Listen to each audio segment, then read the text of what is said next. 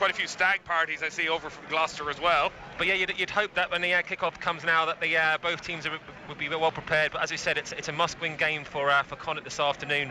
After a really promising start against Montpellier, winning at home, they struggled, especially second half performances against Toulouse and last week against Gloucester away. So really, as I said, it's a must-win game today, and in front of their home supporters, they'll be looking to put on a really big performance against a Gloucester team now buoyant after last week's victory. Well, they did win their only home game in the Champions Cup so far. Hard fought against Montpellier. All of Connacht's matches have been tough so far as the two sides emerge out onto the pitch here at the Sportsground, right down in front of us from our commentary position here in the Clan Terrace. It's incredible when you come back to Connacht and come back to the Sportsground and see just how it has developed already over the last decade and the huge plans they have in place for Connacht rugby over the coming seasons. The big team news, if you missed it, is that Jack Carty starts at full back for the first time in his Connacht career, very much down to the form of Conor Fitzgerald. The former Munster man has been exceptional in the first few months of the season. Carty maybe suffered from just a little bit of a hangover from the World Cup. As always with Connacht, it feels lots of injuries as well. No place for Tiernan O'Halloran. Colby Fyanga's not playing. Matt Healy not here. Quinn Rue played the full 80 in the last 3 matches, so he's rested. Connacht about to get us underway with Conor Fitzgerald. They are going to play from right to left as we look at it here. And Conor Fitzgerald from Clare will step up to take this kick. And it is Connacht in their blue and green jerseys kicking down towards Gloucester in red and white, and much like Connacht for Gloucester, they can't afford to slip up in this game either. Connacht starting this with just the 4 points from their opening 3 matches, but the way the games go, if they could get a bonus point victory here, well, they would certainly have a brilliant chance of finishing second in the pool. Whether they could culminate enough points and accumulate enough points to be one of the best runners up, well, there's obviously a long way to go. Yeah, absolutely. As you say, it's if they can somehow get a victory today against Gloucester, next up is Toulouse at home, and I'd fancy their chances then. And then, as you said, the final game is against Montpellier away, and by that stage, hopefully, for Connacht's point of view, if they're still in the hunt, Montpellier might just be focusing on the French Championship. Connacht with the first line out of the game, midway between the 10-metre line and the 22 inside the Gloucester half, and Dave Heffernan trying to apply some pressure. Quaylon Blade at the back of the maul. Blade now over 100 appearances for Connacht, very much the main man it feels at scrum half. Kieran Marmion, another of the Connacht players, still struggling with injury, not involved again today, but the referee blows his whistle and it is in favour of Gloucester, and that's an early setback for Connacht. Yeah, and that's disappointing from Connacht's point of view. The ball was there at one stage for Caelan Blade to get the ball out wide, but the forwards disagreed and decided to take it on a little bit further. Unfortunately for them, I think it was a slight knock on there by Alton Delan, and from the second row's point of view, it's a big opportunity for Alton Delan to step up today. Quinn Rune's been very influential in the last 3 games. They've given him a rest, as you say, 3 80-minute games, and Alton Delan is alongside Joe Maximu today. He probably had his best game in the Connacht jersey last week, so he'd be hoping to replicate that form today. So first scrum of the game, the 2 packs crouched down, and Romain Poit is today's matchday referee. Beautiful conditions at the Sportsground, pretty much clear skies overhead, possibly some snow on the way though, we're told. It's down around 1-2 degrees. It's bitterly cold, but ideal conditions for a big game of rugby like this. The power from Gloucester is there. The referee again looks, he blows his whistle, and he gives the penalty to Gloucester, and it's been a power-packed opening couple of moments from the English side. Well, that's a very, very poor decision there by Romain Poit. You can see Pete McCabe is arguing there, and he didn't get a set at all there, and that should have probably been a reset scrum, because McCabe just wasn't in a set position to scrum down, but the referee, Poit, let it play on, and it gives Gloucester the first opportunity to get into the Connacht half. Yeah, they've just gained about 20 yards. I'll leave the scrum explanations to the expert over the course of the afternoon. Still scoreless between Liverpool and Watford in the Premier League, around 20 minutes gone. We'll keep you up to date with that as well. Gloucester win their line out, thrown on from Callum Brally to Lloyd Evans, and they're up to the 10-metre line. First time in these early stages that Gloucester are inside the Connacht half, and they're moving the ball quickly out to that left wing. Connacht with some early defensive work to do. Gloucester much changed like Connacht as well, as it comes to Alec Craig, and the Scot gains a few yards up towards the Connacht 22. Back to Fraser Bellum, the former Leicester man, is brought to ground, and Connacht holding a high defensive line, and Matt Bannahan is a big man at full back, one of a couple of experienced players in this Gloucester back line. It's a real mix in there, with the likes of Billy Twelftree starting in the centre, I want to really keep an eye out is the 18-year-old Louis Rees-Zammit, a wonder kid, and starting on the left wing for Gloucester today. They're really going nowhere at the moment. Gerbank Grobler, the former Munster man, is pushed back. This is good defensive structure from Connacht, making life very, very difficult. Quayle Blade there almost got the turnover, and I think he did enough. He forced the knock on. He injured himself in the process. That was smashing play from Quayle Blade. Far smaller man than Billy 12 Trees, but somehow stuck out that right arm, and he just got down awkwardly in his ankle as he did so. Yeah, you'd hope that's not a serious injury for Caelan Blade, because with Kieran Marmion out, they're pretty stretched right now in that department. But a really good defensive set there by Connacht. They were very patient, and Gloucester moved the ball from left to right on a couple of occasions, but the Connacht line stayed firm, and Bundy Aki again was instrumental there in helping the turnover. I think last week, since his comeback, I think a lot of talk has been about Jack Carty, but I think Bundy Aki, by his own high standards, probably hasn't achieved levels that he would probably deem kind of what his level should be. Albeit he saw a major danger at the breakdown. I think he got 3 turnovers last week, but it gives Connacht an opportunity now to try and build some foundations with a line out 40 metres out. And it is won commandingly by Ultan Delan. Connacht with men out wide, but scrapping away for the ball here. Blade looks as though he's okay. He's just looking for that ball to emerge. Say, Michael Swift mentioned 40 metres out, just on this near side, which is the Connacht left. Back it goes to Joe Maximin. And now it's Dave Heffernan, the Mayo man, gains a couple of yards. Blade has plenty of options outside, including Bundy Aki. Steps one way, steps the other, but's brought to ground. And Fitzgerald then helps it on towards Jack Carthy. It'll be fascinating to see how Carthy gets on at full back. He'd be glad just to get the game time. I'm sure he'd much prefer to be playing at 15 than sitting among the replacements waiting for his opportunity. And again, Romain Poit blows his whistle, and this time it's in Connacht's favour. Yeah, and talking about Jack Carty at fullback, an interesting selection. Potentially, as you said, it's to do with the great form shown by Conor Fitzgerald, but I think also in Andy Friend's mind is the injury list at the fullback position with Tiernan O'Halloran, Darragh Leader, and Matt Healy out injured at the moment. But from Jack Carty's point of view, he probably has all the skill sets to do well at fullback. And obviously a very, very impressive kicking game. And with Matt Banahan selected at 15 today, we know how strong and big, powerful runner he is, but maybe not as quick on turning around and picking up receiving kicks behind him. So I'm sure Jack will be targeting that area today.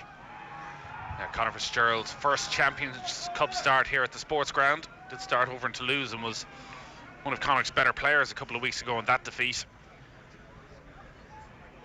Two narrow defeats against Toulouse and Gloucester, and so frustrating that they didn't come away with even a losing bonus point from either of those games. They led in both of them.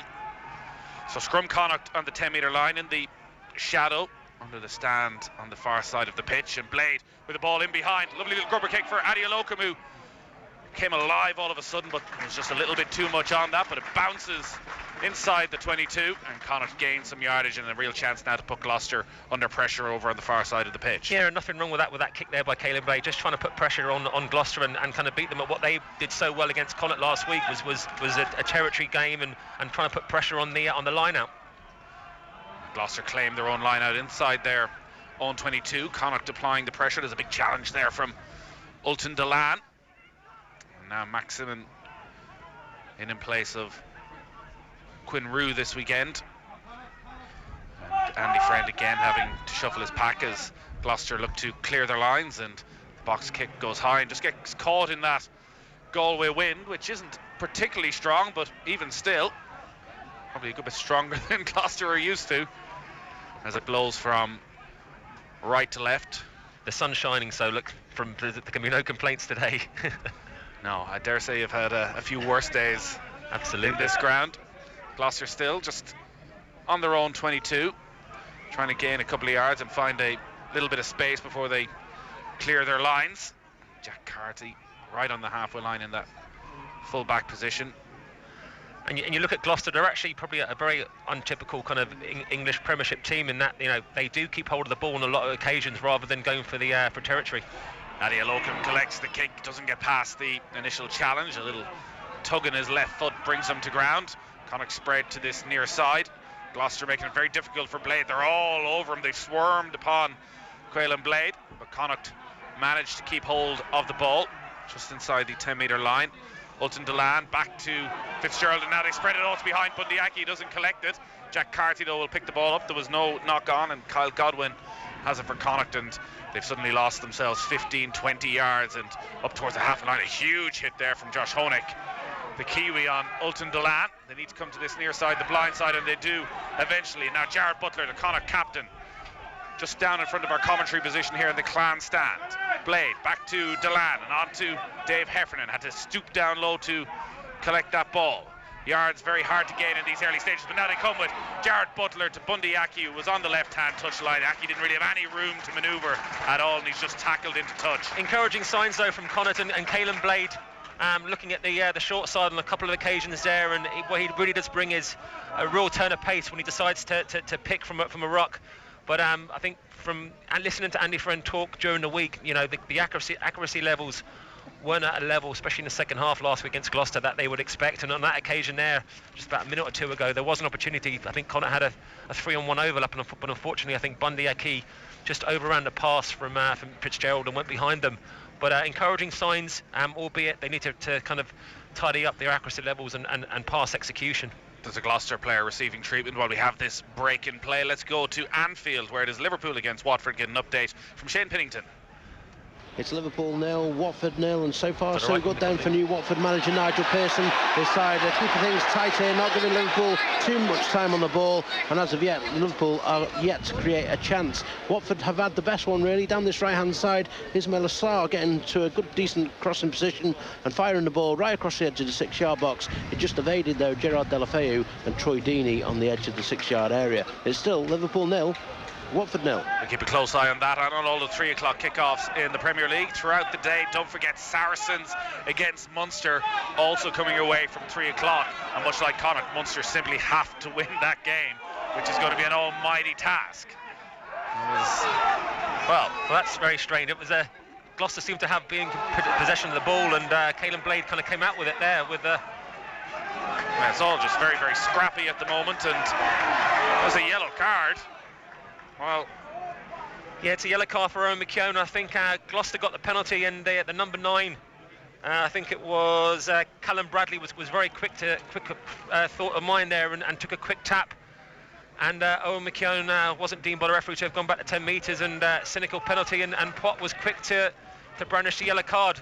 Disappointing for McKeown. It's his first game back after a long injury spell, and now Connacht down to 14 men for the next 10 minutes. Yeah, that's sickening for Connacht, because it was such a innocuous incident where McKeown, just a real lack of discipline there. Maybe it is that little bit of rustiness, having not played much first team rugby in recent times, and that's a huge blow to Connacht now, because they're going to play the next 10 minutes with 14 men. Gloucester barreling through the middle there, and there's a heavy hit as they almost skipped away, but the referee Roman Pott had blown the whistle already. Again, it was Callum Bradley. He's a big man at scrum half.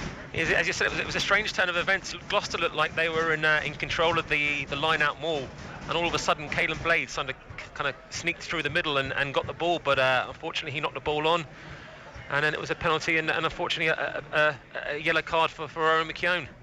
Yeah, it was just quick thinking by Gloucester, who then took the penalty really quick, little tap and go, and the Connacht players hadn't retreated. Owen McKeown hadn't retreated, and Romain Pott was pretty decisive. The yellow card, I think, before any of the Connacht players really even knew what was happening.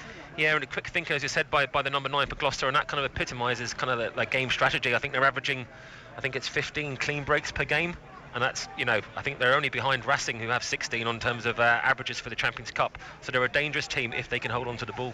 Connacht 0, Gloucester 0, just over 10 minutes gone here at the Sportsground, but Connacht currently down to 14. Owen McKeown, the back row, sitting just down in front of us for the next 9 or so minutes.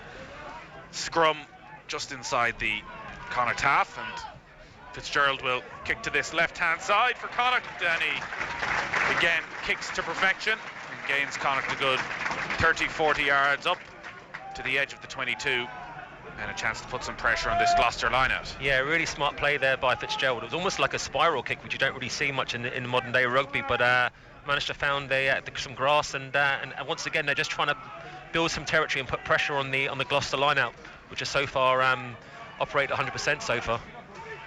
Todd Cleave is the hooker, and this time Connacht do win the Gloucester line-out. Now a chance with Jared Butler Butler again on the receiving end of a crunching tackle there. Back they go to Delan, 40 metres out, central position, chance for Connacht to spread it out wide, plenty of numbers out there. Bundyaki, can he create a little bit of magic again? A couple of little shimmies, but brought to ground. They want it on this near side, and Blade's never afraid to go there. He takes it on himself this time, manages to gain another 4 or 5 yards.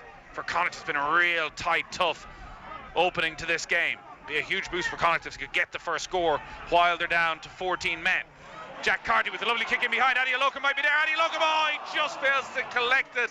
The grubber kick cross field, and it took a wicked bounce just in front of Adi Locum. Stuck out his right arm. I thought he was going to grab it one-handed, but just couldn't bring it under control. And Gloucester get away with it. Yeah, and that's the beauty, obviously, of having Jack Carty in at 15. You've got multiple kicking options in there. It was just a lovely, lovely right-footed kick. Bounced a couple of times, and actually, if the ground was so hard there that the ball bounced high, just literally inches above Adi Alokan from to regather. And you have to say, if he'd have managed to retain the ball there, the chances are he would have had a really good opportunity to score in the corner. But Connacht have the second best option, and they have a penalty kind of 30 metres out in the centre of the pitch. But it all came from a great line-out still by Joe Maximu, and you know, for all the negative aspects of Connacht's performance last week, the line-out defence and attack was pretty strong for them. Yeah, it was just a very unlucky bounce because it looked to be going down quite low and took a big jump just in front of Adi Locum, but they do go back for the penalty 30 metres out, and it will be Conor Fitzgerald who's on kicking duties ahead of Jack Carthy. That was we were kind of talking beforehand who will be taking the opportunity, the responsibility today, and friend has decided to go with the young Fitzgerald. So just to the right of centre, Fitzgerald, left-footed, steps up and drills it straight between the posts. And that is ideal for Connacht, who are down to 14 men, but lead Gloucester by 3 points to 0. And the first score of the game on 13 minutes is a penalty from Conor Fitzgerald. Yeah, and as you say, it's all the more benefit from being a man down. They've actually, since the yellow card, Connacht have had all the possession, which they'd be delighted with. It's hard to really know what the limit of this Connacht side is, because Andy Friend, never mind have his favoured first 15, he's barely probably been able to get 10 of his first 15 on the pitch at the same time all season. Absolutely, and they're slowly kind of drip feeding the injured list back into selection, which is obviously vitally important in a 13-game block, and with some really important interpros just around the corner, starting with Munster next week. Yeah, it's a wicked fixture list for Connacht and all the Irish provinces, with the interprovincials now going to be sandwiched in over Christmas before the Champions Cup resumes. Munster coming here to Galway next Saturday. Mark Atkinson, the Merseysider for Gloucester, brought to ground, and then and that's a really poor decision. Another confusing decision. I don't know who it was. I think it was Robertson McCoy really making an effort to roll away, and the number 9, as he was approaching the ruck, saw that and literally just fell over him, and Poit fell for it, because it would have been a turnover, because once again a knock-on from Gloucester. But some cute play, you could say, and there was a few of those incidents last week. I think on one occasion they were holding Jared Butler in, you could see on the replay, and they got the penalty at the back of it, and once again Poit there, I think it was the wrong decision. Gloucester made 6 changes from that victory last weekend. Danny Cipriani among the players to drop out. He's only among the replacements. I'm sure we'll see him though during the second half. This line out is won by Gloucester on the Connacht 22 on this near side, which is the Gloucester right. And comes back the ball there quickly to Honeck. Now the scrum half, Brayley goes back again. Honeck is a huge man. Nolton Delan gets involved. 3 Connacht players eventually manage to bring him to ground. Connacht defending on their own 22, comes out to Atkinson, quick pass on them, but again Gloucester struggling to really gain any ground when they get inside the Connacht half. It looked like there was a knock on there, and it's collected by a Connacht player, and that's well turned over by the home side. And once again the intensity shown in defence, and it's been led by Alton Delan, who's probably made 4 or 5 massive tackles in the first 20 minutes.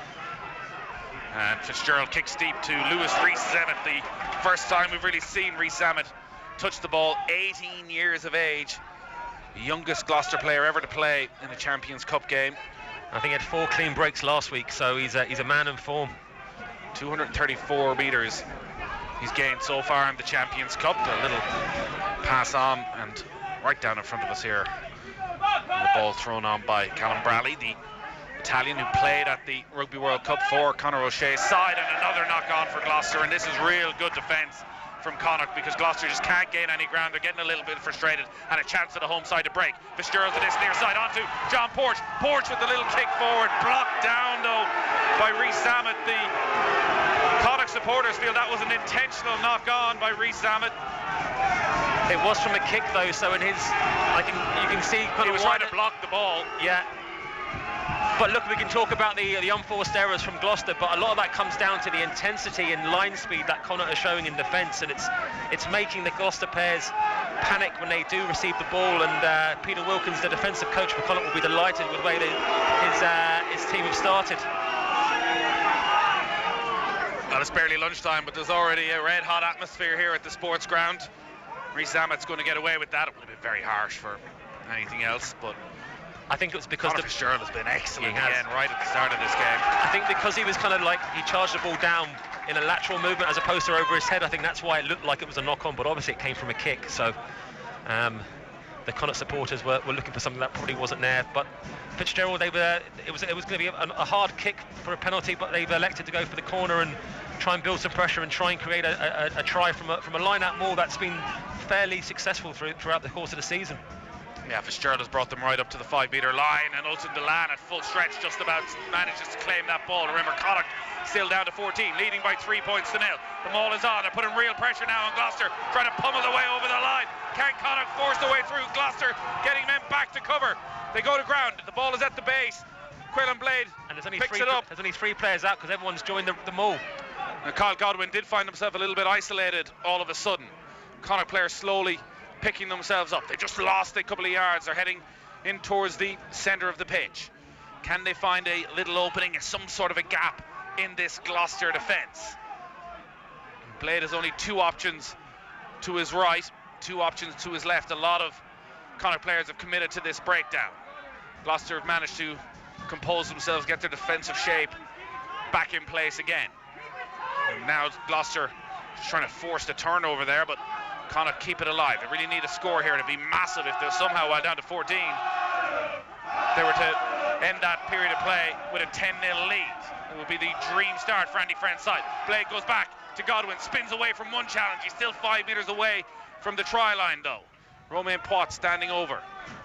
Back it comes to Heffernan, head down. He's forced backwards though. It's good defence from Gloucester, not panicking at all. And this was an area of the game last week where Gloucester were very dominant. Whenever Connacht got into the 22, they did kind of nullify the Connacht attack, but Connacht are holding on to the ball here and trying to build phases to try and create a gap. It hasn't been one so far. Still 5 metres away. Ultan Delan tries to gain a couple of yards, does just that, edging and inching ever closer to that Gloucester try line. They may try and touch it down right on the post, Connacht. How much longer can Gloucester keep them out? Oh, they're within inches now, right underneath the post, down to our left-hand side. Been cheered on, and surely now they are over, are they? Oh, it's hard to see from all the way back here. Romain Poit is right there as they just try and touch it down at the posts. It's a very slow ball for Connacht now. They've been inside that. And they've turned it over, Gloucester. And Gloucester somehow managed to turn it over. Well, what wondrous defence that was from Gloucester, not just to survive, but to turn over the ball on their own try line. And now Connacht, I'm sure they'll be deflated after not taking advantage there and not getting some sort of a score. Need to just try and stop Gloucester getting out. Gloucester just trying to create some space. There is plenty of space behind the try line for Gloucester to kick clear if needs be. Owen McKeown is going to be back in just a couple of seconds. For all the pressure there, Connacht will be absolutely gutted that they didn't come away with any points there, as you said, on their goal line for a couple of minutes. And Maximum with a strong tackle. Gloucester still with the ball on their own try line, just cannot get out and cannot get any space at all, cannot get any decent ball back to their out half. Lloyd Evans and Connacht applying some pressure again. These feel like big moments in this game already. Connacht down to 14 men, leading by 3 points to 0. And I think they've somehow managed to turn it over and touch it down over on the far side. Is it Jack Carty who rolled away in celebration? Yeah, it was very strange. As you said, it couldn't be further from our seating position, but it was unusual. When Gloucester got the turnover, they decided to keep the ball and build multiple phases on their own goal line. And you feel that Lloyd Evans probably had a couple of opportunities to get rid of the ball, but they decided to keep kind of carrying, and Connacht somehow managed to get a turnover and sneak in for a try right in the corner. A huge moment for Connacht. They've got the first try of this game. We're just waiting for the replay to come up to see exactly what happened. Nia Yadialokum is a player who I think actually is maybe needing a bit of treatment because Tom Daly has been warming up. Let's see exactly what happened. Oh, it was smashing play initially from Gloucester to hold out Connacht, but then Connacht managed to turn over the ball and force Gloucester back over their try line. And the scrum half, Braley, was just waiting to throw the ball back. And as he did, that is absolute genius. Well, I think obviously the ball is on the line, which means it's game on to get there's no ruck, and well, it's Caleb talking Blade. to the TMO. It's Quaylen Blade. What's happening is, so Gloucester have the ball on their own try line. Callum Braley, their scrum halves, just waiting to just throw the ball back to Lloyd Evans, but the ball is on the ground, and then out of nowhere, Quaylen Blade dives over the top and touches the ball down while Braley's waiting to throw it back. And if I think I remember correctly, I think Conor Murray did a similar thing a couple of years ago in the Champions Cup at home in Thomond, but Connacht are convinced it's a try, but we'll have to wait and see. I don't think he's giving it though. He's talking to Jared Butler at great length here. So potentially the ball wasn't over the line or on the line, which means that there is a ruck formed, and which means then Caleb Blaine is in an offside position. Well, unfortunately, we don't have the advantage of the ref mic, which would be a big boost right now. We'd have some sort of an idea of what was going on. All this happening way over on the far side of the pitch. And it looks as though actually that Romain Poit has overturned his decision, and the on-field decision initially from Romain Poit was a try. It's difficult to see where the ball is, but I think he's deemed that the ball wasn't on the line, and so Caleb Blade came in from an offside position, hence a penalty to Gloucester, and gives them opportunity to get out of their 22. Strange course of events. Well, the ball certainly was on the line. No try is the final decision, and that no doubt will be a talking point, and Gloucester can eventually clear their lines. Let's very quickly go to Anfield. There's been a goal between Liverpool and Watford. Shane Pennington. Well, Liverpool have taken the lead here. It's Liverpool 1, Watford 0, and Mo Salah has got the goal. It came from a counter-attack from a Watford corner. Roberto Firmino volleying clear. Sadio Mane picked up the ball down the left-hand side, played in Mo Salah on the edge of the box. He put it onto his right foot before curling beautifully into the right-hand top corner from 18 yards out. It's Liverpool 1, Watford 0. So Liverpool look set to move even further clear at the top of the Premier League table. We bring you the goals and the updates as they happen from that game. So it remains Connacht 3, Gloucester 0. There are 24 minutes gone at the Sportsground in Galway. Connacht thought they had the first try of the game through some ingenuity from Quaylen Blade, but Romain Poit, after just talking with the TMO, decided to overturn it. But Connacht now back to their full 15. McKeown back on the pitch, and again applying some pressure. They certainly looked the better, more cohesive side so far in this game.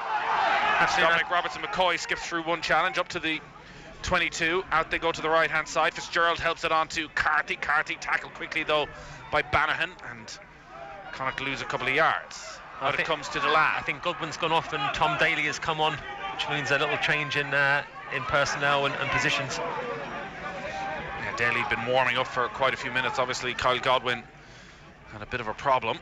Carty again thinks about throwing, and he hesitated, and then he left Tom Daly a little bit isolated, and Gloucester win the ball back, but again they can't take advantage, and it was a poor throw to Louis Rees-Zammit, went straight through his hands. It was a little bit too high for the youngster, and well, really Gloucester haven't looked like any great shape at all in this game. You have to feel that Connacht really needs to start cashing in on these opportunities, because Gloucester aren't going to play this bad. You'd imagine in the second half, and I think that's about 5 unforced errors now, which is high numbers. But we know that Gloucester as you said, I think they've lost their last 5 games in the Gallagher Premiership, but they average a lot of carries, they do a lot of line breaks, and they're a dangerous team when they click. For them, they haven't clicked so far, but they're not going to be this bad for the rest of the game, you'd have to imagine. Yeah, they only have a 6-day turnaround before they have to take on Worcester next Friday night, and as you say, shocking form domestically, so maybe that will be the focus if Connacht can get some scores on the board early doors here at the Sportsground in Galway. As Connacht and Gloucester well used to meeting each other in Europe down through the years, and Gloucester well used to winning those games. They've won all 5 previous meetings, all quite close games, though all by single figure margins. Think back to a Champions Cup playoff 4 years ago at this stage, and Gloucester denied Connacht a place in the Champions Cup. Looks now as though Gloucester have a injury problem of their own. Franco Mostert is coming on. There's a HIA, I think. Not a bad replacement. Needed. Rugby World Cup winner coming on. And actually, it was a mistake. It was Niadi Alokan who came off from Connacht, not Carl Godwin, as I had already stated before. So that's disappointing for Adi Alokan. So Alex Craig goes off for his HIA. And as you say, Franco Mostert comes on in his place. And here come Connacht. Fitzgerald dinks inside through one challenge. He's held up though. Roman Potts allows play to continue. Blade quick again to the bottom of the breakdown, helping it on to Bundyaki, who's been quite enough in the game so far. Every time he gets hold of the ball, they're onto him in a flash. Should create some space for others though. Peter McCabe is sent barreling backwards. There's some strong Gloucester defence. Still Connacht 3, Gloucester 0. And out it comes to this near side to John Porch, the former Australian sevens player who Andy Friend knew from his time down under and brought up to Connacht, and has done very well in the last few weeks out in the left wing.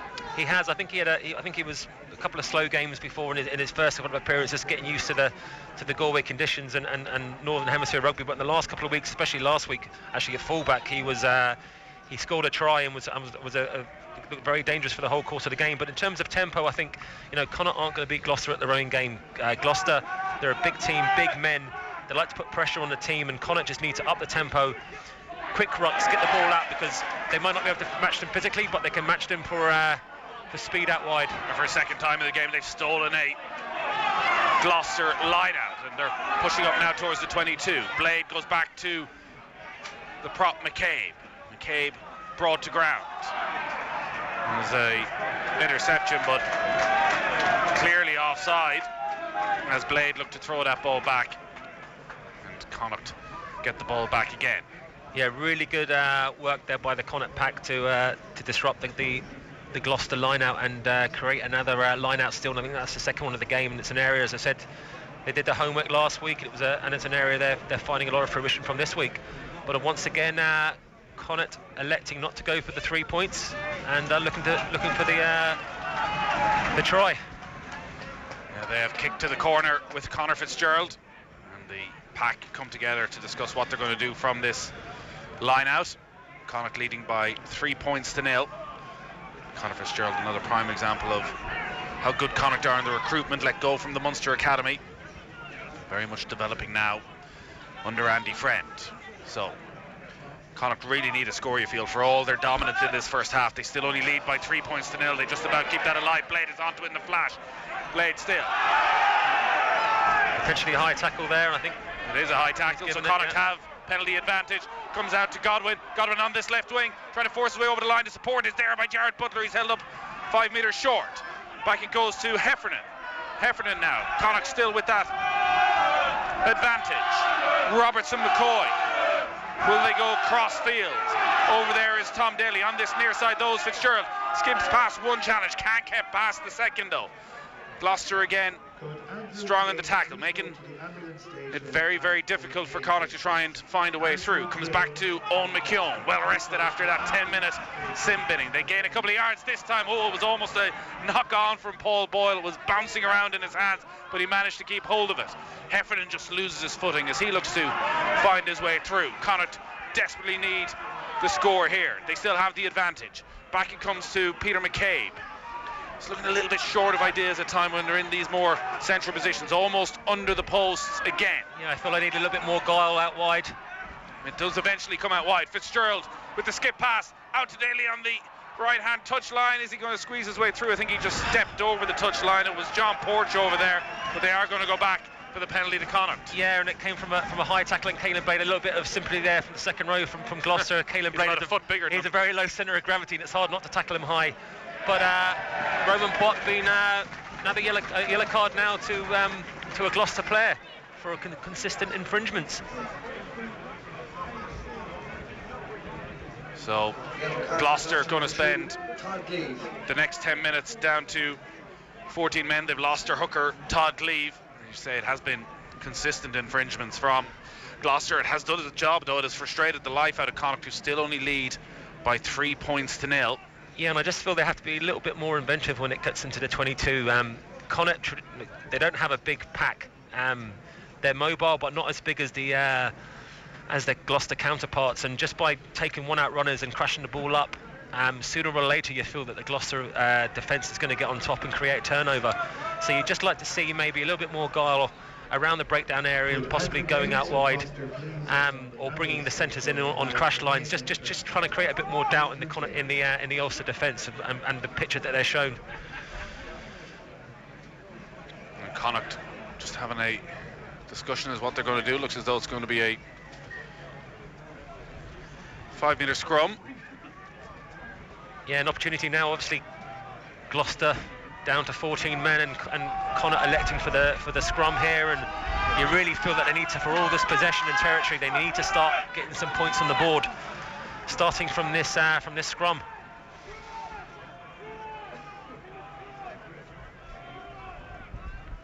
So temporary replacement. Lewis Rees-Zammit has come off.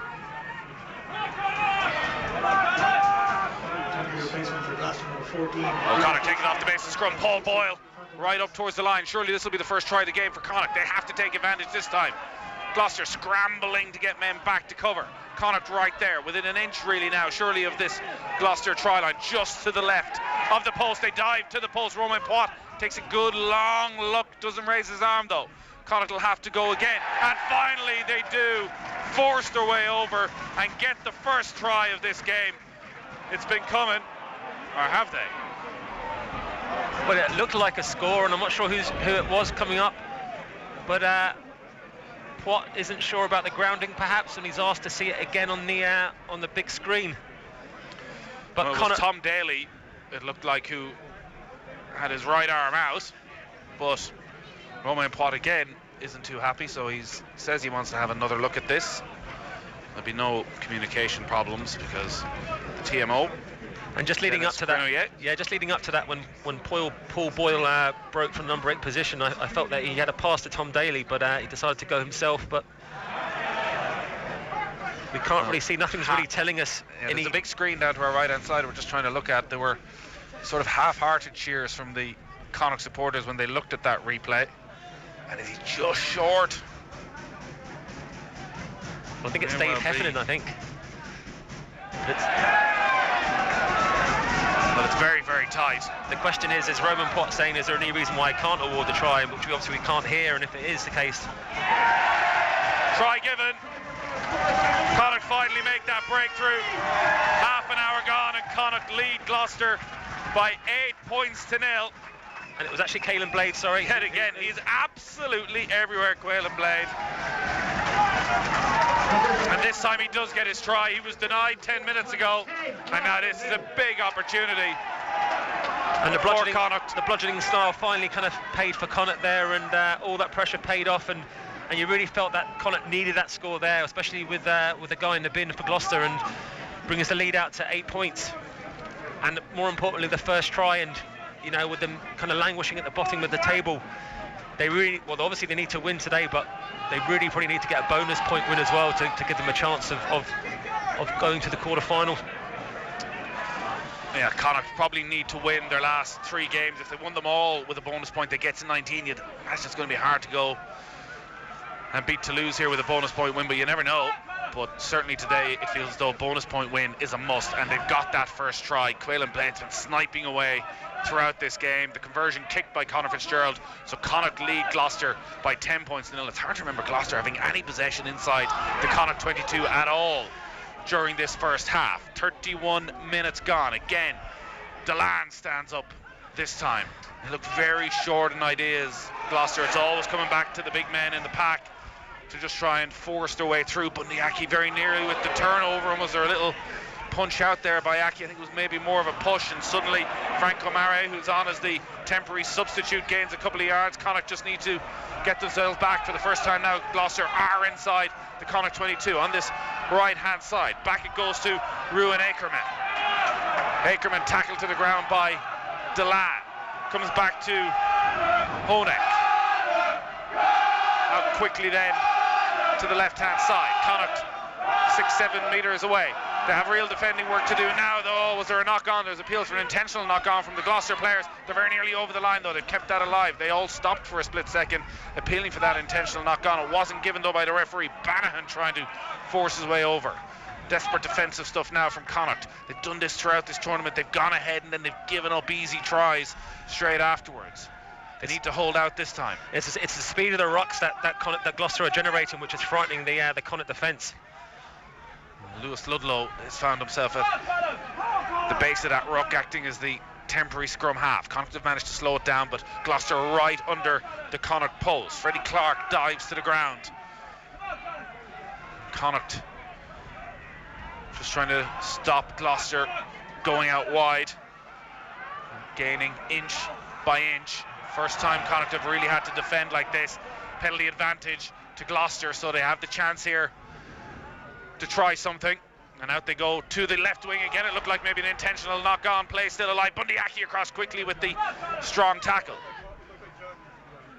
Will they go back for a couple of these incidents once the referee does eventually blow his whistle?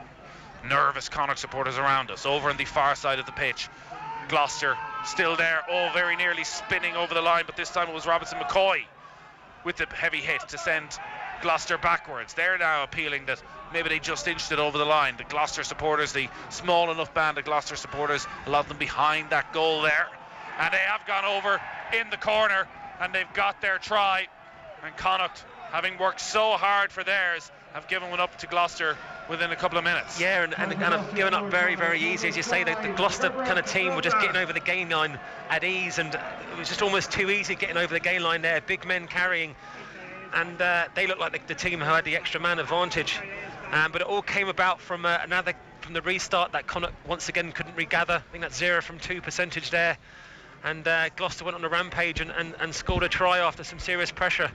And there's an injury in the middle of the pitch. I think it's Owen McKeown who's down injured with a kind of neck injury, it seems. So you'd hope for his sake that he's able to continue. But ominous signs there from Connacht. The first time Gloucester actually held onto the ball and had some patience and build phases, and eventually a crack appeared in the Connacht defence.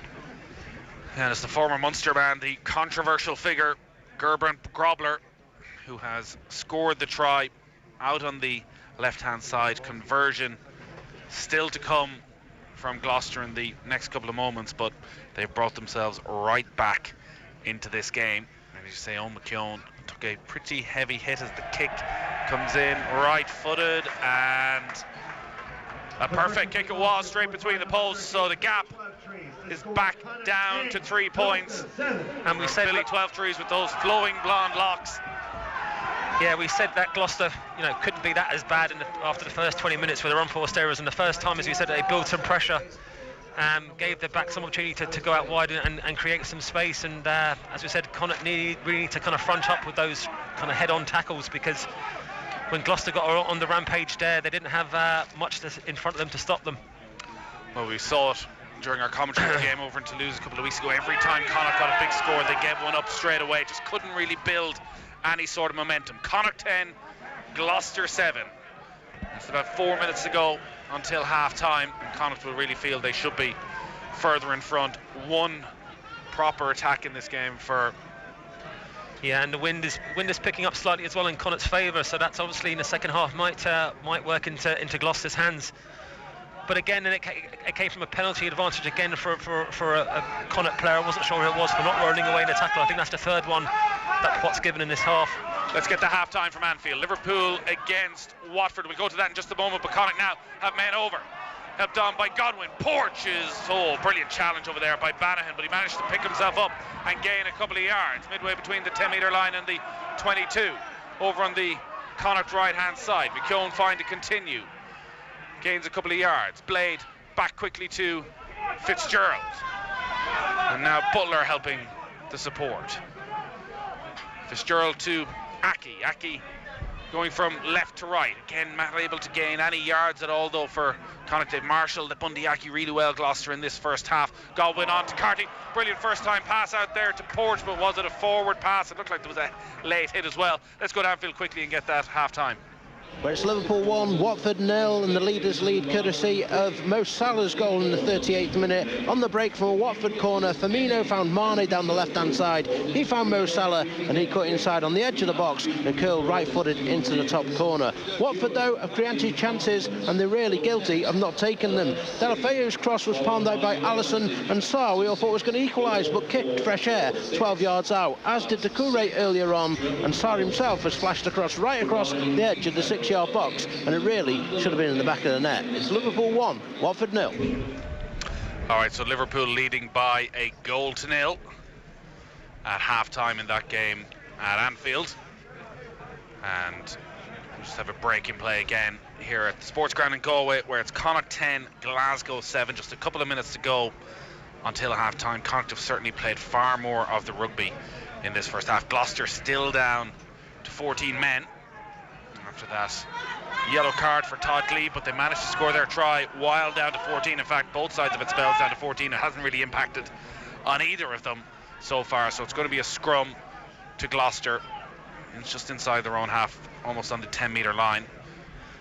Yeah, people saying there Danny Cipriani isn't actually among the replacements for Gloucester today. He was certainly named among the replacements before the game started. Yeah, fancy the cold of Galway. If that is the case, then that'll be a bonus for Connacht. Obviously, we know the dangers that he can bring in. Last week he had an outstanding performance.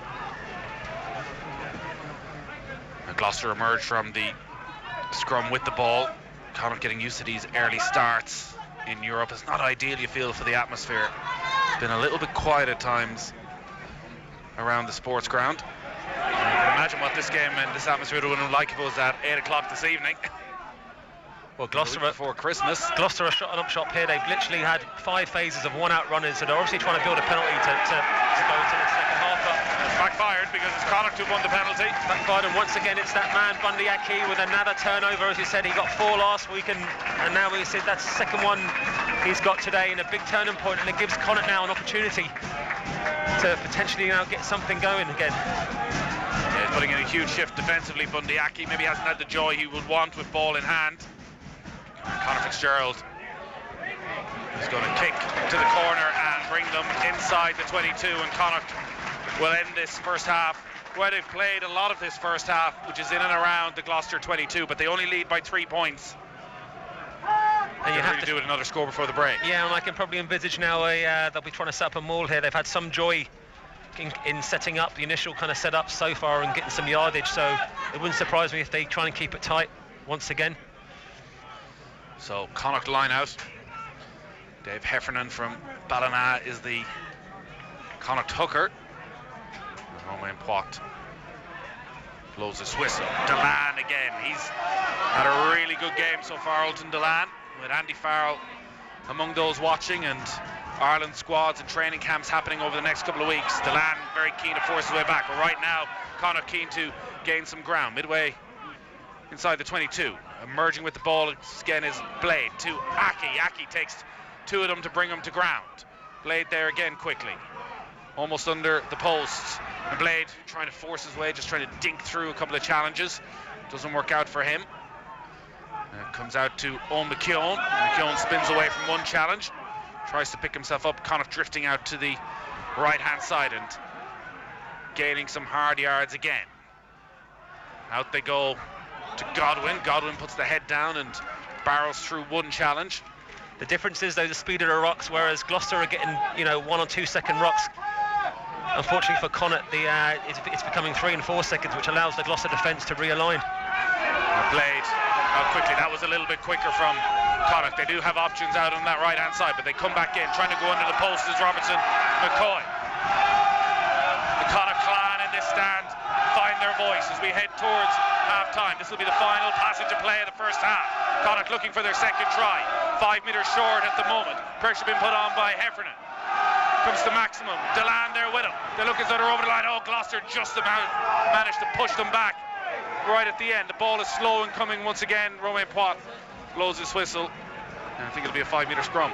Yeah, I think it was Alden Delan who was held up over the line, but better play from Connacht there. And as you said, the speed of the rock is so important, and they just the last couple of phases they just managed to manipulate the ball into Caelan Blaine's hands quicker, and it shows what happens when you get quick ball. But a big opportunity now, big moments in the game with a scrum on the end of the first half, as McCabe is down injured, and you'd hope for his sake he's able to continue, but not a bad replacement in Dennis Buckley on the bench.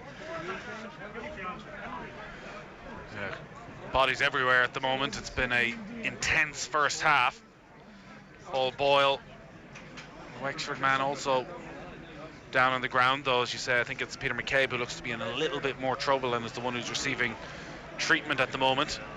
It's been a long, grueling first half. And don't forget, Saracens against Munster coming away from 3 o'clock. Andy Dunn will be alongside Neil Tracy for that one. Well, the referee has blown his whistle. Thought it was going to be a 5 metre scrum to Connacht. We are over the 40.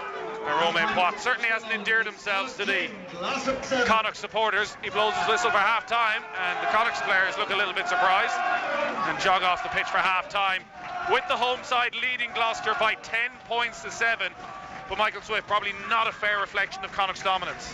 No, they were pretty disappointed with all the territory and possession that they had in the first half, and all the unforced errors that Gloucester kind of managed to put out. They only lead the game by 3 points, and as I said, the more the second half went into the game, Gloucester got more and more into the game. So it's going to be a tough ask for Connacht now in the second half. I think the momentum now has kind of swung slightly towards Gloucester, so Connacht will be looking maybe to look at their bench and bring in some impact players, the likes of Beelum and Buckley, maybe Robin Copeland as well, to bring a bit more kind of bulk to the pack, because I think they struggled a little bit up front in terms of the physicality that Gloucester have brought, but all to play for in the second half. All right, so there you have it. Lots more to come from Michael Swift on a huge afternoon of Heineken Champions Cup rugby here and off the ball. Saracens Munster to come from 3 o'clock. But here at the Sportsground in Galway, well, Connacht are getting the job done, but they need a little bit more. You feel they want the bonus point victory. They lead Gloucester at the break by 10 points to 7. Off the ball on News Talk.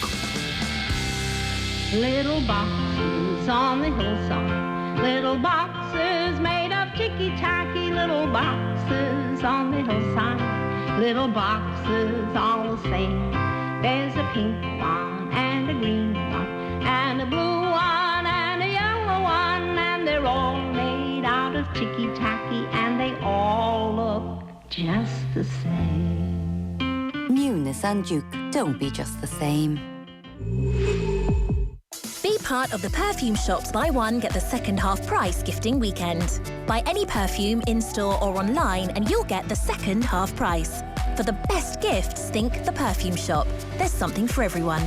Offer ends 9 a.m. Sunday 15th of December. Visit theperfumeshop.com/IE for more details. Switch to Air Broadband this Christmas and get Amazon Prime Video on us for a whole year. Enjoy thousands of movies, TV series, Amazon originals, and the Air Sport Pack on us, with unlimited broadband for just $49.99 a month for life. Call 1-800-500-300, go in store, or visit air.ie. Air. Let's make possible. New customers only. 12-month contract. Subject to availability. Bundle activation fee may apply. For full details and terms, see air.ie/Prime Video. Home is Christmas. It's the heart that holds everything. Where homework gets done, where Santa has a chimney, where parents say, everything is going to be all right. But what hope do children have without a place to call home? No child should have to face this nightmare. And that's why Threshold is working harder than ever this Christmas to save families from homelessness. Please, this Christmas, help a parent say, everything is going to be all right. Support our special At Home for Christmas appeal by visiting threshold.ie. Can't believe it's finally here. So exciting. Wakey, wakey, kids! Happy St. Stephen's Day! What time is it? 6 a.m. But we've been up since 5. Can't wait for the fun to begin. Get to the Leopardstown Christmas Festival from December 26th to 29th. With 4 days of world-class racing and entertainment, your holidays start here. Book your tickets today at leopardstown.com. Play it, wear it, live it. Whatever you're looking to buy, why not Flexify it? Choose a payment plan that suits you from a wide range of retailers across Ireland. Buy now and pay later with Flexify.com. Terms and conditions apply. See Flexify.com. At Expert Electrical Stores nationwide, give gifts with more power with Dyson's latest technology from just €229. A multi-ball vacuum or the latest deep cleaning cordless? A Dyson Airwrap styler or supersonic hairdryer? For purifiers, humidifiers, fans and heaters, give the gift to Dyson at Expert Electrical Stores or visit expert.ie today. Your partner's unique, romantic, exceptional. So for Christmas, get your special someone a voucher for a relaxing spa break at Monart. It's also unique, romantic, exceptional. And because Monart has been voted one of the very best spas in the world, you can relax too. Visit monart.ie. Something special for your someone special. The Lidl elves are getting ready for a nice festive evening in front of the telly. Sumptuous Black Forest mince pies, a delicious $2.69. Mouth-watering mini chocolate tarts, a yummy $2.79. Or a stunning Irish cheese board for a tasty $8.99. That's from me, lads. Now, what will it be? It's a Wonderful Elf or the Great Elfscape? Lidl, more for everyone this Christmas. All you need this Christmas is carry-out off-licence. Make your money go further with our incredible deals on box beers, multi-pack cans and wines from all over the world. Plus our amazing Eastern European selection, such as the fantastic Perla beer range, now in stock. Fill your cupboard for less this festive season. Carry out off-licence. Simply better wines and beers. Simply better value. Enjoy alcohol responsibly. Visit drinkaware.ie. This Christmas at Golden Discs. Sunsets and full moons. The #1 album from The Script. And Courage. The stunning new album from global superstar Celine Dion. New albums from The Script and Celine Dion. Out now at Golden Discs and goldendiscs.ie. The Frames. A 30 years celebration.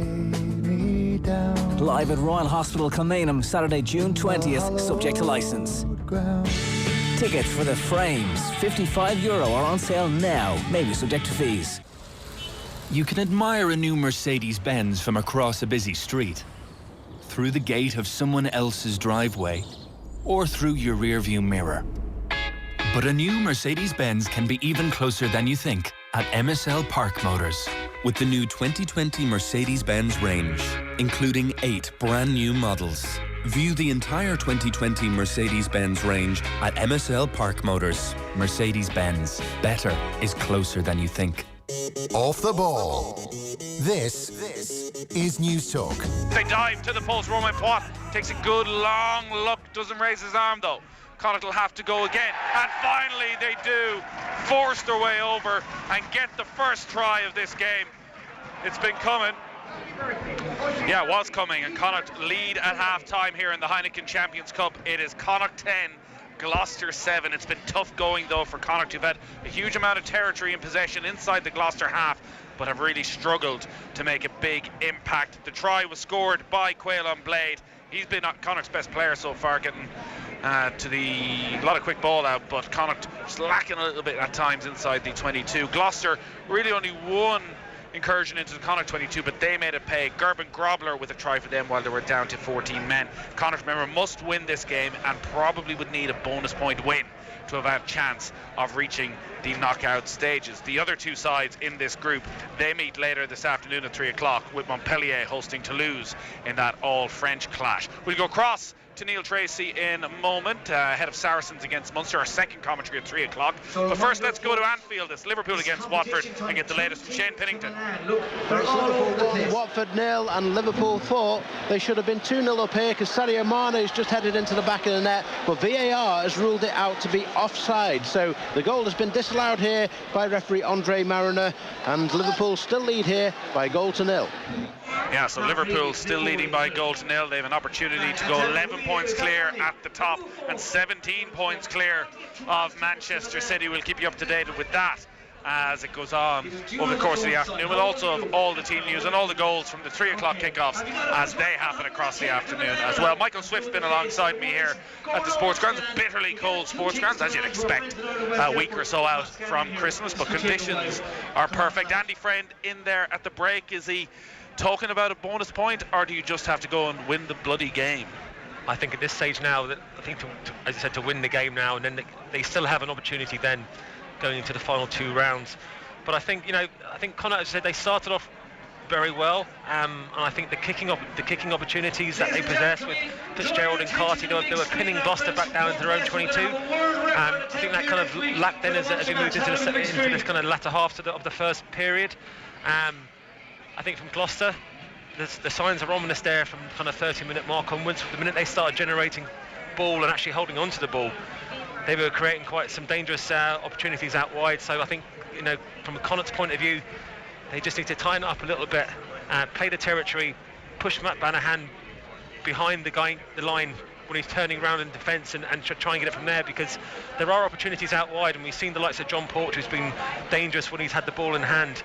And on a good day like today, you know, Connacht, there will be opportunities to score out wide, but it's a case of getting the ball out there.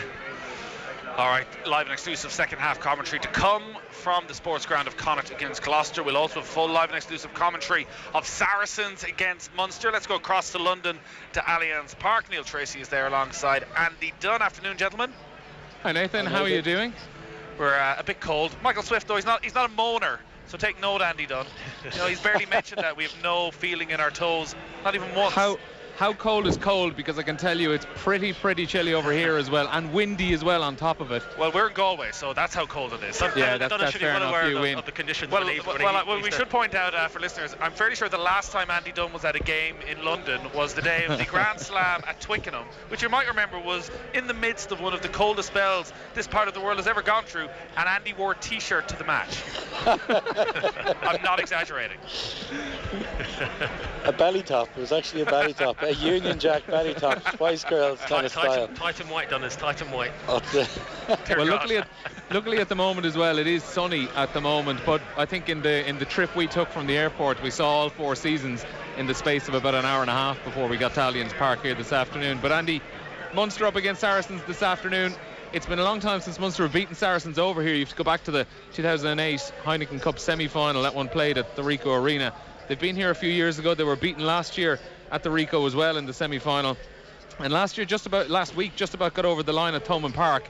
It wasn't the most impressive performance, and I think a lot of Munster fans maybe aren't too confident coming into today, especially with the team that Saracens have put out. A lot of those frontline players back again this afternoon, not completely full strength, but you'd probably say 75 to 80%. Yeah, they've brought in a number of big names. You look at the likes of Elliot Daly, Owen Farrell, Wigglesworth, Mako Vunipola, George Cruz coming back in, and yeah, they have huge strength and depth. And even the couple of Munster fans we met on the train and bus over here weren't very confident. I think ironically, even though the sun has come out all of a sudden and the wind has died down, it could be a style of game that would be more suited to a traditional European game in Thomond Park. If JJ Hanrahan kicks the corners and plays territory, I think the one thing they won't get easy is space in that Sarries defence. So I think the Munster scrum under Roundtree is going to look to attack through John Ryan, a guy like Vincent Koch, for example, or Mako Vunipola, who's not been renowned hugely in the last year or two for scrummaging, but more for his play around the field. And I think Munster are going to play what is suited to their traditional strengths: a strong scrum up front, a strong set piece, and perhaps a bit more of a kicking game from JJ. Yeah, and you mentioned scrums there. Munster are one of only 4 teams in the competition still with a 100% record on their own feed. Line-out's also going to be very important, because while Munster they've been okay at the line out, nothing spectacular, but Saracens, they have the lowest percentage of retained possession off their own throws so far, 28 out of 39. They've lost 11 throws. Now granted, 5 or 6 of them came in the opening game against Racing 92, but they have had their struggles there, and Peter O'Mahony has had the most line-out steals of any player in the competition so far with 4. So that has to be an area Munster can target as well. Yeah, and I think that's probably in terms of their selection. You see George Cruz in there, and then Nick Sikwe coming in at 6, who's a very effective line-out operator. I would have thought he's part of that selection for Saracens to counter, it's a bit of chess going on between the O'Mahony abilities to steal and to disrupt line-out, and then what Sarries can do to offset that. I'm not sure. I mean, it's a weakness certainly for Saracens based on the numbers, but overall, I'd say they've rectified it more than they haven't, and I don't see it being a huge issue going into today. More so compared with the scrum and how Sarries' defence is in general. It's a funny old stadium here. It's going to be hard to gauge how the wind plays out. It's the former Shaftesbury Barnet Harriers Athletics Club, and it feels as kind of lonely and cold as a winter athletic stadium normally does. So it'll be interesting to see how Munster get used to those kind of windy, exposed conditions. But in terms of the challenge and the size of the game, it is huge for Munster, because whatever happens, it is a game that's going to have huge ramifications. If they win this afternoon, it puts them in a fantastic position to get through into the quarterfinals, whether it's as pool winner or as a runner-up. But if they lose, they're in an awful lot of bother. Very quickly before we go back to the sports ground, what were you calling it? I'm going to call it just Sarries narrowly, just home advantage and a little bit too much star quality among the starting team. All right, we'll be back a little bit later on for live commentary at 3 o'clock at Allianz Park, but for now, teams back at the sports ground. We'll go back to Nathan and Michael. Yeah, thanks, Neil. We should admire and mention Andy's commitment to the calls over there as well, because Michael Swift was telling me today's a special day. There's a Connacht Old Boys pre-Christmas meetup that Andy has sacrificed to go all the way to London. And there's a Leinster one as well. So and there's a Harlequins one. Which one are you more welcome at? It's about 8 parties you're welcome to, isn't there? Kind of clubs you play for. Neil will bring you for a quiet drink later on, that'll do you. All right, we're just back underway here at the sports ground in Galway. We're Connacht lead Gloucester by 10 points to 7 at half-time. Connacht now going to be attacking down to our right-hand side from left to right into the wind, which, well, by Galway standards isn't much, but certainly have been picking up, and Connacht spreading it quickly. Aki to this near side, tackled under pressure there by Ollie Thorley. Was the Connacht captain Jar Butler, making his 50th appearance for Connacht this afternoon. And now it's Conor Fitzgerald, who again barely put a foot wrong in this game. It'll be interesting to see what Andy Friend does. I guess there are so many games, they're coming so quick and fast, there will be space for both himself and Carthy over the next few weeks. Good possession from Connacht, spreading it from right to left, but as I said, they're forced out of play over on the left hand side, and it'll be a line out to Gloucester just on the 10-metre line inside the Connacht half under the grandstand here at the Greyhound Stadium. And that was a positive start there from Connacht, first of all by gathering the restart, which they kind of struggled with in the first half, but unfortunately there Tom Daly on the left wing there, kind of running, getting tackled into touch, which was pretty disappointing considering the amount of space he had there. He probably should have had it cut back inside, but I think there's an injury now, and I think it's McCabe, who had been struggling in the first half, who's coming off and making way for Dennis Buckley. Dennis Buckley, obviously vastly experienced player, just coming back from injury as well. And Peter McCabe was struggling at the end of the first half. Obviously he hasn't been able to run it off at the start of this second half, and they won't lose anything though with Dennis Buckley coming onto the pitch. No, absolutely, and the strong game last week, and he's been under pressure himself with Paddy McAllister, who came into Connacht this year and has played very well before his injury. Just a right shake it ahead from Peter McCabe. Looked like it was an ankle injury that he picked up just before half time, as Connacht were putting pressure on the Gloucester line. 12 trees back, and Rhys Zammit can't go past the first challenge. Gloucester just in front of us in the sunshine, the winter sunshine very much here in Galway. The out half is Lloyd Evans. No Danny Cipriani among the replacements. He was replaced among the replacements very late on by Aaron Hinckley, so we won't see Cipriani at any stage today. Brilliant as he was last weekend. Gloucester's victory over Connacht. Remember, Connacht have lost 2 of their opening 3 matches, so they must win their last 3 to have any chance of reaching the knockout stages. Alex Craig gains a couple of yards. Now Matt Bannahan, experienced player, he's brought to ground by Porch. Braley's there. Back it comes to Freddie Clark. Again, not much happening for Gloucester between the 10-metre line and the 22, and they've really only been inside the Connacht 22 once in this game, but they did score their only try through Gerbrand Grobler in that passage of play, and it was the one time when things happened really quickly for them. Billy 12 threes, impossible to miss out here on the sports ground with that long blonde hair. Back it comes to, now they do make the break straight through the middle. Now there could be the opportunity here. It was Gerbrand Grobler, but the referee blows his whistle to bring it back. For a split second it looked as though Grobler might have been clear. Yeah, and I think it was deemed a forward pass there, and I think Jared Butler would be sighing a bit of relief there. I think he kind of made a misread in defence there and bit in, which created a space for Grobler, but I think the pass was just deemed forward by Poit, and it gives Connacht a bit of respite and to regather for a scrum. But that was a better defensive set from Connacht. They fronted up, some aggressive tackles head on, and kind of nullified the speed of ruck from Gloucester. As we said, the game, that's more the first half went on, the speed of ruck by Gloucester really increased, and it caused a lot of problems for Connacht. But on that occasion, Peter Wilkins, the defensive coach, would be very delighted with the outcome there, and gives them an opportunity to build some territory. So scrum Gloucester just inside the Connacht half.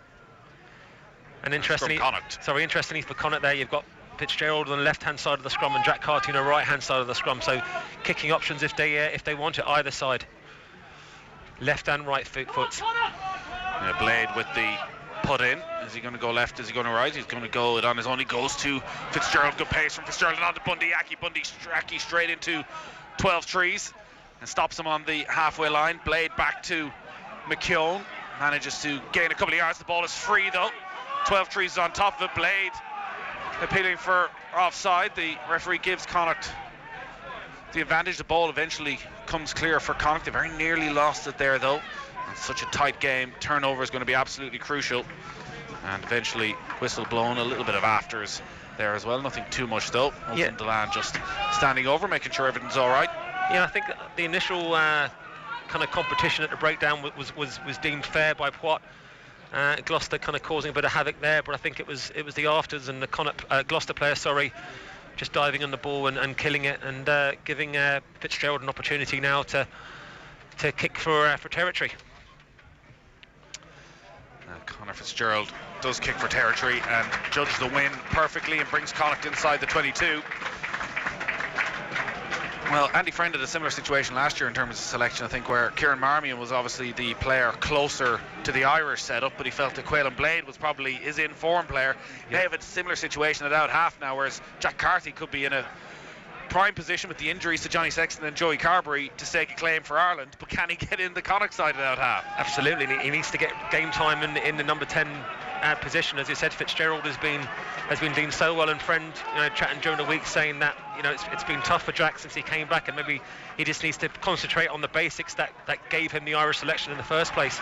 Connacht again claimed their own line out. They've been flawless on their own line out so far in the game, and inside the Gloucester 22, sniping away again is Quaylen Blade, gaining a couple of yards. Back to Owen McKeown. Can't get past the first tackler, but wasn't properly brought to ground and managed to crawl along the ground. Out it comes then to Tom Daly. Daly been held up in the tackle though, been forced backwards. Connacht 10 metres from the Gloucester line. Blade just to the right of the posts. Back he goes to McKeown. They're out quickly to Owen McKeown again. And Connacht, these are the areas where they've struggled just to make that final breakthrough when they've had these spells of possession, long spells of possession inside the 22. They need a bit of magic from somewhere. Daly just trying to go with more brawn than guile yet again.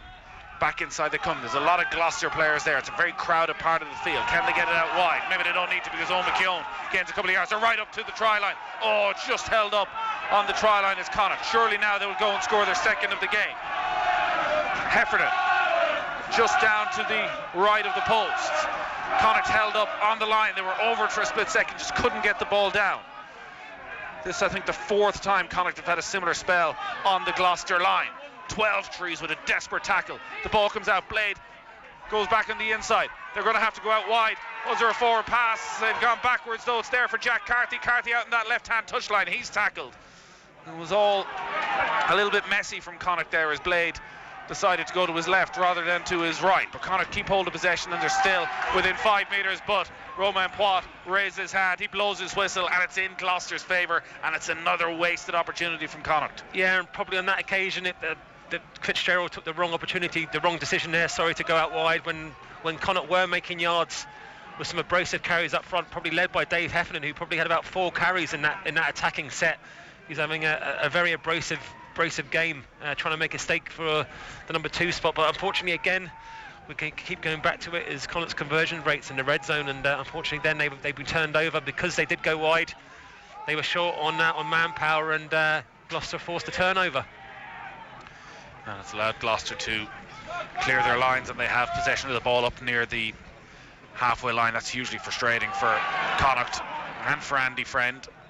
And if they don't go on to win this game, well, they will have a lot of regrets already. You feel, turnover ball and knock on those. The official's decision. It looked as though the ball had just been taken away from Freddie Clark. I'm not quite sure how it was a knock on, unless it happened just before that, because the ball certainly sprung out backwards. Yeah, I didn't quite see that. I thought whoever it was, kind of reefed the ball from the tackle situation, but maybe he was going back for a couple of phases previous to that, although he didn't have his arm out for an advantage. But yeah, now look, Andy Friend now, it's 10-7 to Connacht, and they really need to start scoring some points, because Gloucester, again, it's almost a carbon copy of the first half. Gloucester starting the game with a lot of unforced errors in attack, giving Connacht opportunities which they haven't been able to capitalise on. Connacht 10, Gloucester 7. 9 minutes gone in the second half. A scrum on the 10-metre line inside the Gloucester half, over on the far side of the pitch. The shadow of that stand, the finish line at the Greyhound Stadium, growing ever bigger. And they're going to have to put that ball in again into the scrum. Yeah, and this was an area of the game last week, and I think it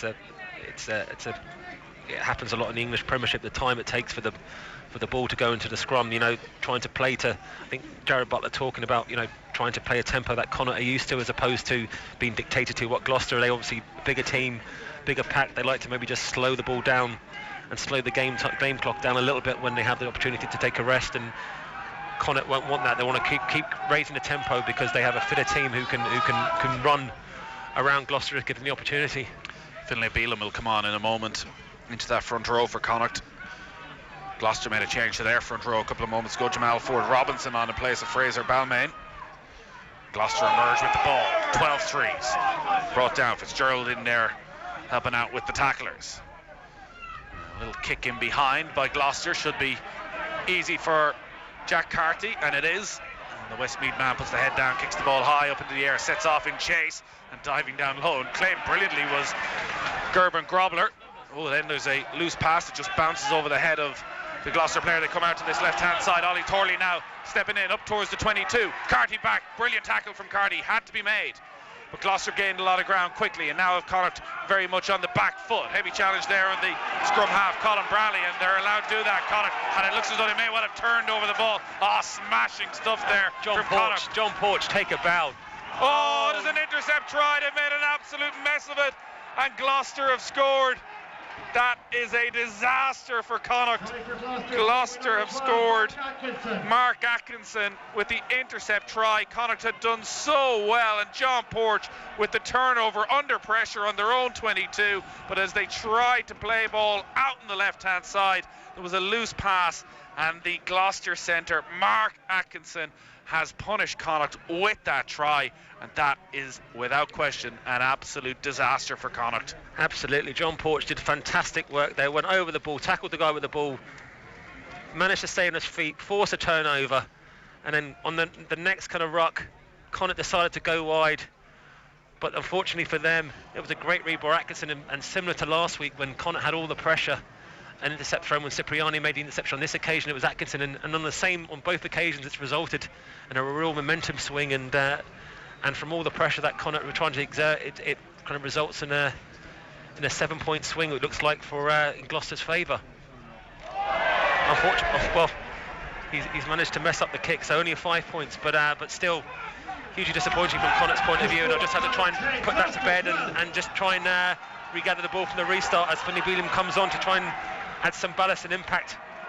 Yeah, 12 trees conversion has come off the post, so it's not a 7-point turnaround, it's just a 5-point turnaround, but it does mean that Gloucester are in front for the first time in this game, and they now lead Connacht by 12 points to 10 here at the Sportsground. 12 minutes gone in the second half, and how much of a hammer blow for that is Connacht, who again had been very much on the front foot at the start of this second half. Didn't take advantage, made a bad mistake. But now they're up towards the 22 again, and it was Jack Carty with the loose pass, and that won't do his confidence any good at all. Now how can Connacht respond? Tom Daly on the 22, held up in the tackle. Grobler's over there again. He's had a big game today, Gerban Grobler. He's a very controversial figure after serving that 2-year drugs ban when he was in South Africa before he moved to Munster. And Gloucester have turned it over on their own 22, and everything suddenly is going against Connacht, and Billy 12 Trees puts his right foot through it and kicks it up towards the halfway line on this near side, and out of play for a Connacht line out. Yeah, and the groundwork from Gloucester, I think, hearing their coach Johan Ackerman speak during the week, you know, they felt that they were kind of bullied a little bit by Connacht last week in that area, and they did a lot of work in the days leading up to today's game. You can see that there, the accuracy levels from Connacht aren't probably what they should be at breakdown, and Connacht and Gloucester, forcing more and more turnovers. But you know, if we go back to that try, it all came about first of all from a loose kick by Carty that Banahan kind of regathered and got the offload to the left wing. Connacht again managed to steal the ball off that. What looked like Gloucester winning the lineup, but Connacht emerge with it. And now Dave Heffernan. Great run again by Heffernan, having a big game today in attack. Blade back to McKeown. Again, Connacht get up towards the Gloucester 22. They need to start taking some of these opportunities. Fitzgerald out to the left-hand side. Porch and Godwin step in. Look to be over the top. It is going to be. I thought Roman Pott was going to blow his whistle, but allows play to continue. Ball emerges for Blade. To the right, to the left, almost an intercept again there from 12 Trees. He dives to the ground, and they do emerge with the ball, Gloucester, but the referee, I think, is going to go back, and it might well be a scrum to Connacht. All very, very scrappy over the last few minutes. Connacht maybe just trying to force things a little bit too much. Yeah, absolutely, and what Gloucester are doing really well as the game goes on, they managed to tackle the Connacht player around the waist and hold the attacker up, which obviously then creates time for the defensive team to reset, and sometimes just bullying Connacht in terms of the man-up tackles, and then you can see there's sometimes the physical difference in some of the players, especially in the backs. I think it was Godwin on that occasion just kind of ran into a brick wall and was held up by 2 players, and Connacht were lucky to keep hold of the ball. So quarter of an hour gone in the second half here at the Sportsground in Galway. Connacht 10, Gloucester 12. And if Connacht don't turn this around, and we spoke about bonus point wins, right now they just need to get the victory, because their campaign is pretty much over if they can't turn this round. Now, it wasn't a scrum, Connacht, it's a penalty to Connacht, and I think, are they going to go and kick to the corner again? Well, in a couple of the times in the first half they decided to turn down the 3 points and go for the corner, and I think it's been pretty successful for them so far, the line-out maul. So they're going back at it today, and don't be surprised if you have the likes of Aki and Tom Daly joining it if they can create some early momentum. So Fitzgerald again does kick to the corner over on the far side. Line out claim by Boyle. Now the ball goes. Can they push themselves up over the line? Connacht have the penalty advantage, I think. And again, getting ever closer. Ball comes out to Blade, back to Aki, but it's broken down. Gloucester emerge with the ball, but I think we'll go back for a Connacht advantage. Yeah, and I'm not sure who it was. I think it was the number 4 for, I think, Alex Craig, who came in an offside position, and I think they might go for another line out. Yep, Fitzgerald is kicking for the corner again.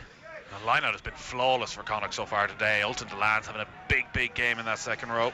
Yeah, absolutely. When Connacht don't have a hugely kind of tall kind of back row, so they have to be kind of inventive in their plays, and they're not afraid to throw the ball to the front of the line-out, because they back the strength of the lifters to keep on their feet. And now Connacht again win their own line-out, pushing up towards that Gloucester line.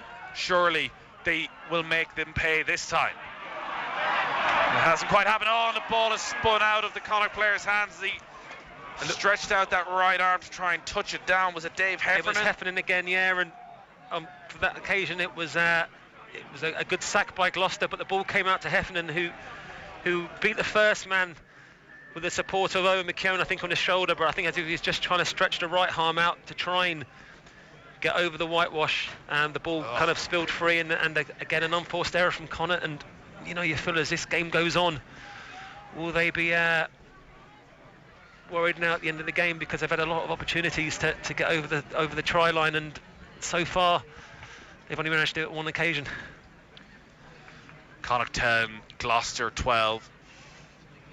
Let's go to Anfield, see what's happening between Liverpool and Watford. Shane Pennington. It's Liverpool 1, Watford 0, and the visitors continue to create and miss chances here. The latest has seen Ismail Sarr go down the left-hand side here, get towards the edge of the box. You just thought he was going to get the ball out of his feet and have a shot on goal, but this time his first touch was awful and the chance went a-begging.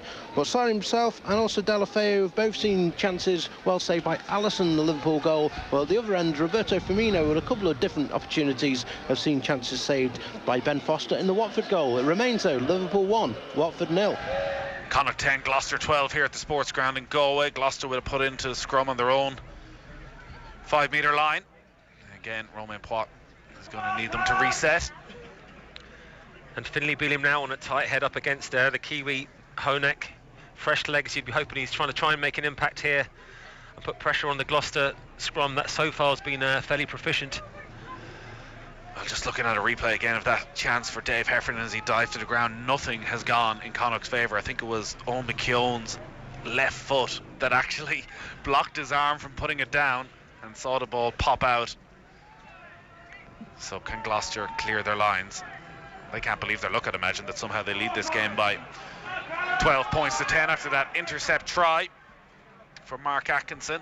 And Billy Twelvetrees slices his clearance and almost kept in play. Well, he barely gained 10 yards there from behind his own try line. He had an absolute mess of that. Well, Twelvetrees missed that conversion. When you watch the replay of it, it was the laziest run-up I've ever seen from a player trying to kick a conversion. He hit the post with it, and that was a let-off for Connacht.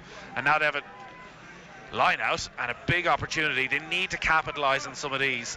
They have a line-out 5 metres from the Gloucester line.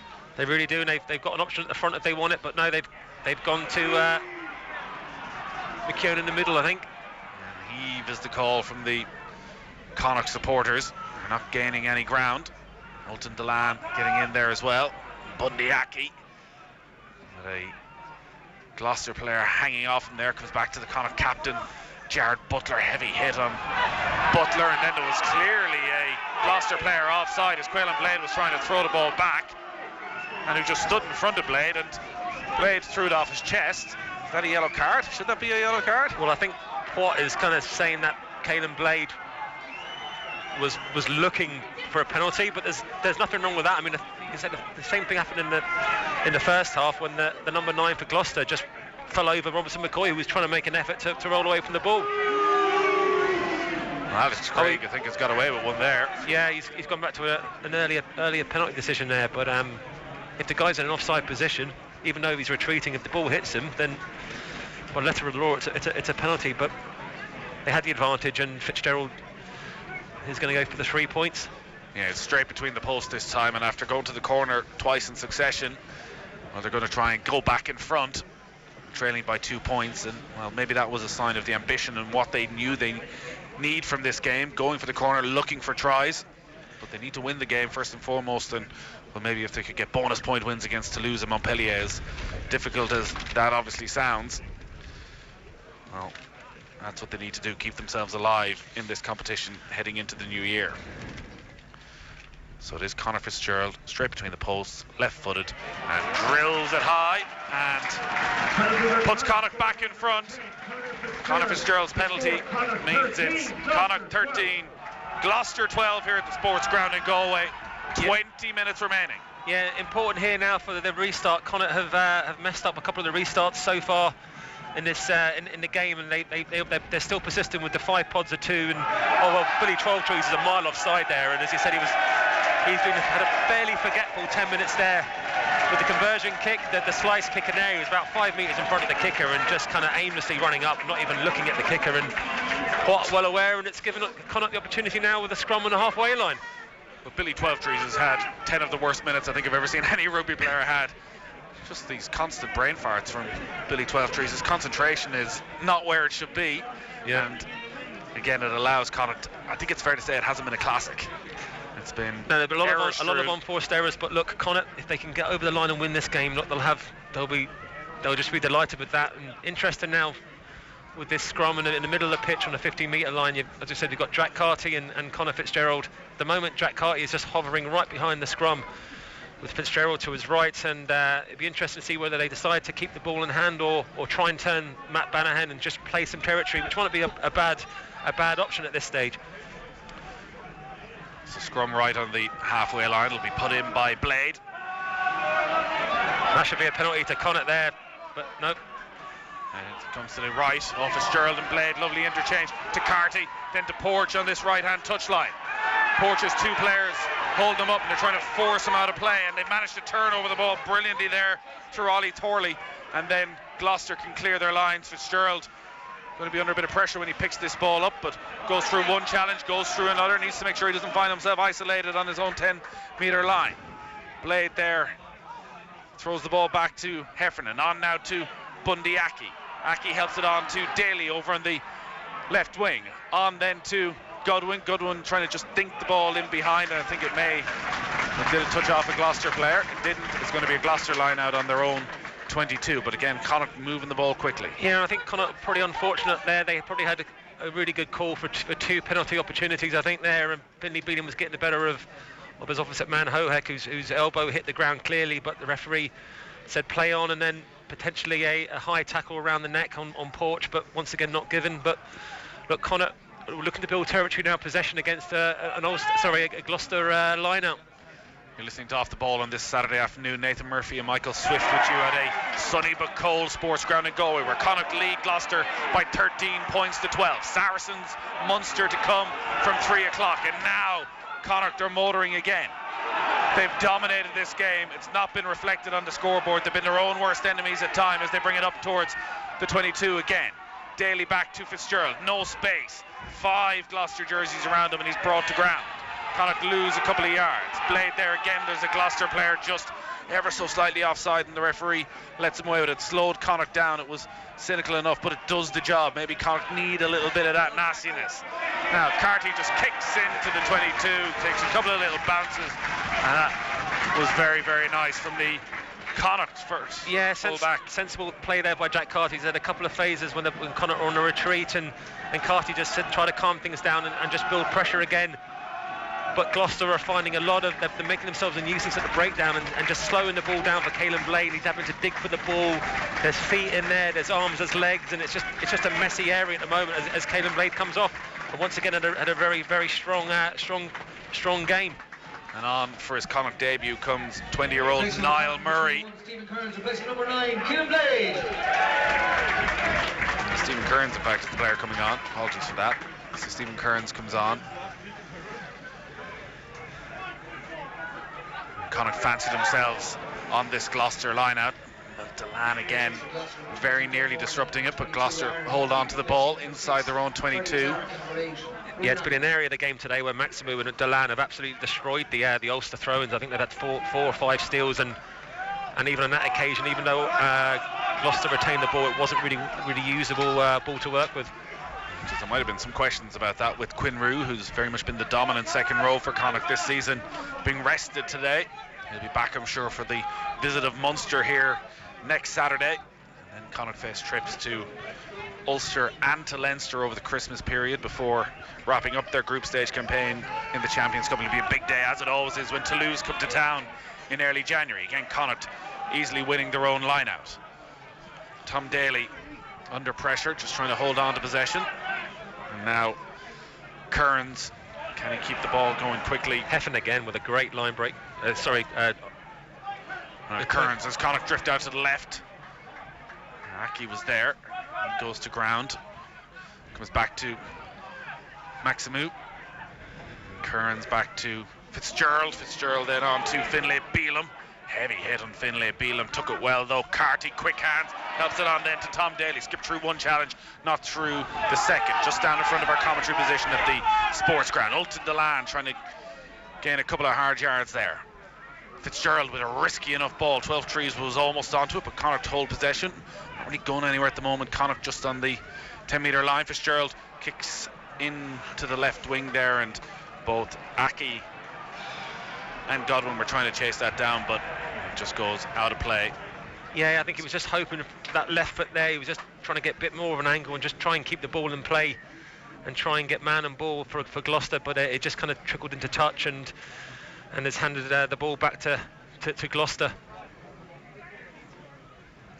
Goal at Anfield. Last we heard was Liverpool 1, Watford 0. They're into the closing stages. Who's it gone to? Shane Pennington. Liverpool 2, Watford 0, and Mo Salah has doubled Liverpool's advantage. It came about after Sadio Mane was playing in down the right-hand side of the area. He cut it back for Divock Origi, the substitute. He scuffed his shot, but fortunately for him, it went straight to Mo Salah, who diverted it with a cute back heel into the back of the net from less than 6 yards. It's Liverpool 2, Watford 0. Yeah, Liverpool unstoppable at the top of the Premier League, and they will head to the Club World Cup with a commanding lead at the top, extended to 11 points. So Leicester among the 3 o'clock kickoffs. We'll bring you all the goals from those games as they happen as well, while we're focusing on our next commentary between Saracens and Munster. That is coming your way from Allianz Park in London from 3 o'clock. Yeah, and another substitution. Owen Masterson on for Owen McKeown, who I thought has gone about his business in a really efficient way in his first game back. But Owen Masterson, who's just come on for Connacht. Interestingly, there's rumours that the Scottish setup are interested in him. His father from Scotland, and he did play for the under-20s, Scottish under-20s. Keep an eye on that. Say, Owen Masterson on, his brother Sean around the Connacht squad as well. Gloucester getting their hands on the ball. Hasn't happened too often, but look at the pace of Louis Rees-Zammit over on the right-hand side. He needs to get tackled. Oh, what an offload from him. And Gloucester are going to score again. They dive to the corner. Do they get over? It looks like they have. That is a sensational try from Gloucester over on that right-hand touchline. Louis Rees-Zammit, 18 years of age, electric pace, blitzed through that Connacht defence on the right-hand touchline. Was tackled into touch, but his offload was out of this world, kept the ball alive. And Gloucester, it looks as though, out of absolutely nothing, have gone back in front again. Romain Poit is going to go to the TMO to see the grounding. It was a proper swan dive to the corner. It needed to be as well. And have Gloucester got that try? Well, they've been clinical. There's no doubt about that. Wow, only needed just a sniff of an opportunity, and I think it started from Jamal Ford-Robinson, but I think he's not given it, is he? Or he's going to TMO. But yeah, a wonderful kind of break by Rees-Zammit, the pace he showed on that right wing, and then the audacity. I think it was going to touch, and just a blind kind of offload pass back inside, and the Gloucester support was there. But I think, I'm not sure if he was in touch. We're just seeing here the replay. It's going to be very tight, you feel. His right heel is potentially just on the whitewash. No, I think that's okay. Yeah, and he's given the try, yeah. Lewis Ludlow was the player who dived over in the corner, the Gloucester captain, but that was all about Louis Rees-Zammit, 18 years of age, Gloucester's youngest ever player to play in the Heineken Champions Cup.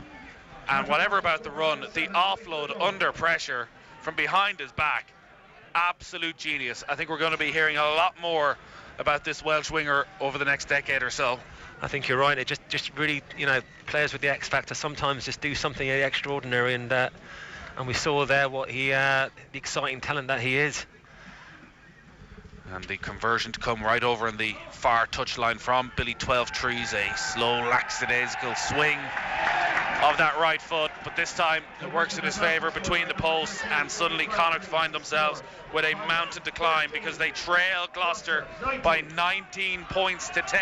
Don't ask how, because Gloucester or Connacht have had all the territory, they've had all the possession, but they just haven't been clinical, and Gloucester have, and you say they have that X factor from the teenager Lewis Rees-Zammit.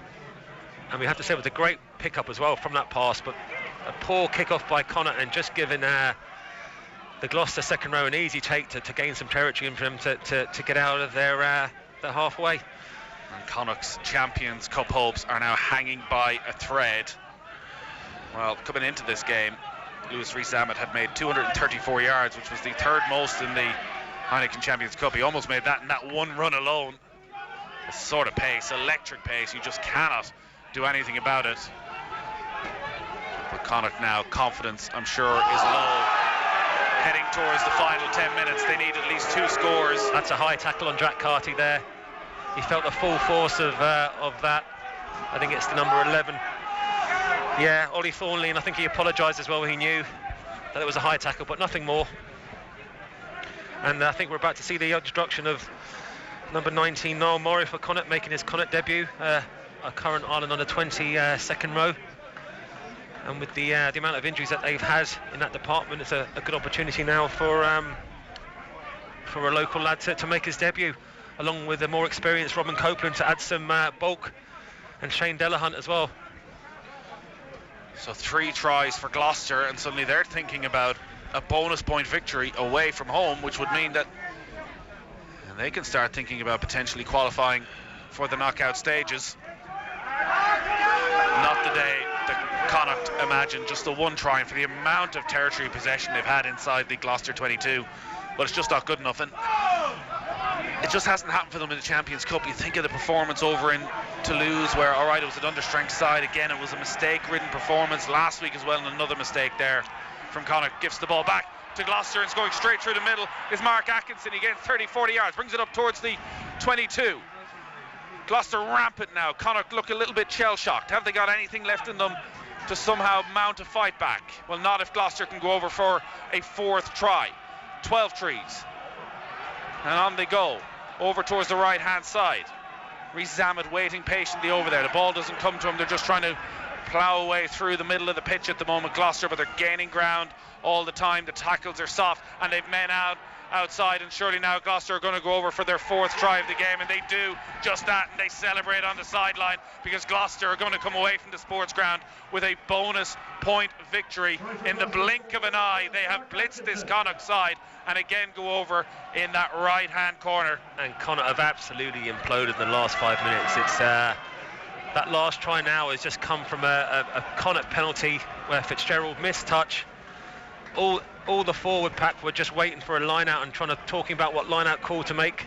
Misses touch, they make a line break through the middle, and Connacht just seem to be falling off the tackles at the moment, and soak away tackles, bringing the pressure onto themselves, and Gloucester have just gone in for the 4th try, and you have to say now it's a long way back, and you can't really see Connacht coming back from this. No, we're into the final 10 minutes, and it is Gloucester 24, Connacht 10 is the score, and the conversion to come from Billy 12 Trees, again out on that right hand touchline, almost the exact same spot where he kicked one just a few moments ago. And it was Aaron Hinckley, that very late call up, as 12 Trees slowly prepares to step up. In fact, it was Mark Atkinson was the player who was finally pushed over the line. There were 3 players over there waiting patiently. So up steps 12 Trees. Again, slow right footed kick, but this time doesn't have the accuracy. So Gloucester 24. Connacht 13, Gloucester 24. Yeah, and it's becoming a bit of a bad habit now for Connacht. The last 3 games against Toulouse, Gloucester last week and this week, the second half performances have just not what they would, the high standards that they would expect, and really from being in games they've thrown away opportunities for unforced errors and just, bad defensive errors. So 4 tries for Gloucester here in Galway. This really wasn't in the script. We spoke about a bonus point, we spoke about it from Connacht's point of view, but they trailed by 24 points to 13. We're into the final 10 minutes. They've unloaded the bench. Robin Copeland is on. You mentioned Niall Murray, who's on for his first ever Connacht appearance, and not the ideal scenario. Dennis Buckley to Beelum, who skips through the centre. Finlay Beelum, a long way from the try line, just tries to run straight through the Gloucester defender there, Joe Simpson. And knocks the ball on after that. Another error by a great break by Finlay Beelum, broke through the first tackle. Unfortunately, there was no one on his shoulder because his line break was so clean, and unfortunately for him, he just knocked the ball on when he was trying to bounce Simpson. And another turnover. And I don't know what it is for Connacht against English teams, and throughout the years they've always kind of struggled against English opposition, and Gloucester are fast becoming a bogey team. This will be their, if it is to be what it looks like now, will be their 7th loss in a row against Gloucester. Whatever it is, that maybe they're just not used to the way that English teams set up, and the physicality and the slowing the game down. The tempo isn't what they normally expect, and unfortunately for Connacht, it looks like they're going to be on the losing end again against another English team, and pay to their what slim hopes they did have of qualifying from this group. Yeah, not the new year they wanted, with Toulouse coming to town, the trip to Montpellier, and it's all Gloucester now. They win the penalty off that scrum. I suppose they have to put it into perspective, and this is Connacht's first appearance back in the Champions Cup after a couple of years, and to really try and compete at this high level, because it is a massive step up from Pro 14. They need to be in this competition year in, year out, and just to get a bit of a experience head, as I said, a few years at this level, trying to get used to it, because it is a step up, and at the moment they really are suffering. And Gloucester kicked to touch, gain a huge amount of ground, and the frustration will obviously be that for all the possession and territory that Connacht had, it was all a bit one-dimensional inside the 22. Haven't seen a lot from Bundyaki with ball in hand. Again, Connacht, they've caused Gloucester all sorts of headaches at the line-out, and again they win the ball back. Ultan Delan is one man who will leave here with his head held high. He's had a big game, ahead of some big selections with Ireland coming up over the next few weeks. The Kerryman's had a fine afternoon, even if his side haven't. Absolutely. Remember, 2 tries could still turn this round, but it looks highly unlikely. Just the one so far in this game for Connacht, that came in the first half from Quaylen Blade. And the ball on the halfway line with Fitzgerald to Beelum. Beelum goes to ground, waits for Kearns to come, which he does. Look like a high tackle again there on a Connacht player. Romain Poit certainly hasn't been a friend of the Connacht supporters this afternoon. Tom Daly, just a couple of yards in from this right-hand touchline. And now Kearns goes back to Fitzgerald. Connacht not really gaining any ground at all at the moment. Munster Saracens coming away from 3 o'clock. Liverpool have beaten Watford by 2-0 in the Premier League. We'll bring you the goals from the 3 o'clock kickoffs as well. They need some Bundy magic right now. Skips through one challenge, then brought to ground. Maybe another one suffering from a little bit of a post-World Cup hangover. Bundyaki missed the pass initially, but the ball went backwards, luckily for Connacht, but they're putting in a big effort here and gaining absolutely no ground. There's a player offside for Gloucester, and it's a yellow card.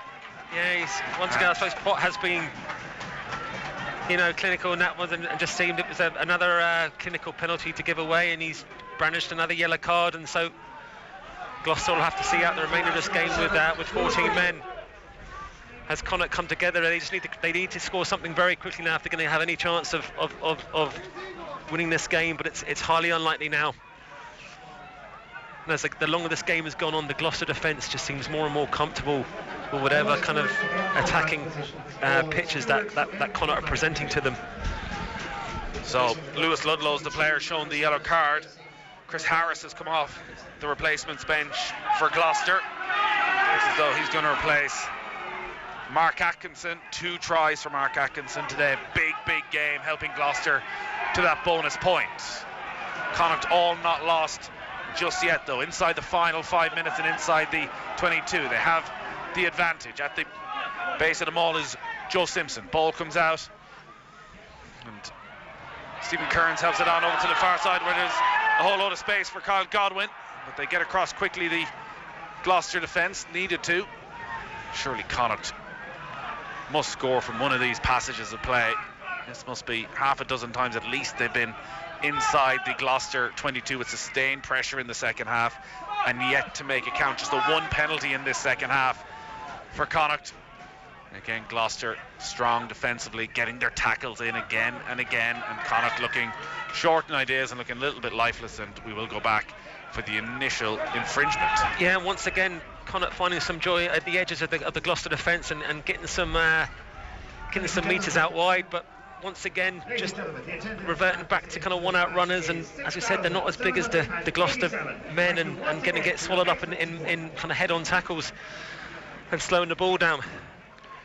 6,787 here at the Sportsground. The vast majority of them going to be going home disappointed, unless somehow Connacht can pull off some sort of a miracle. They trail by 24 points to 13. Gloucester finishing this game with 14 men. Connacht with the line out, the 5-metre line. They're going to try and push towards that line again. It's looking more promising this time.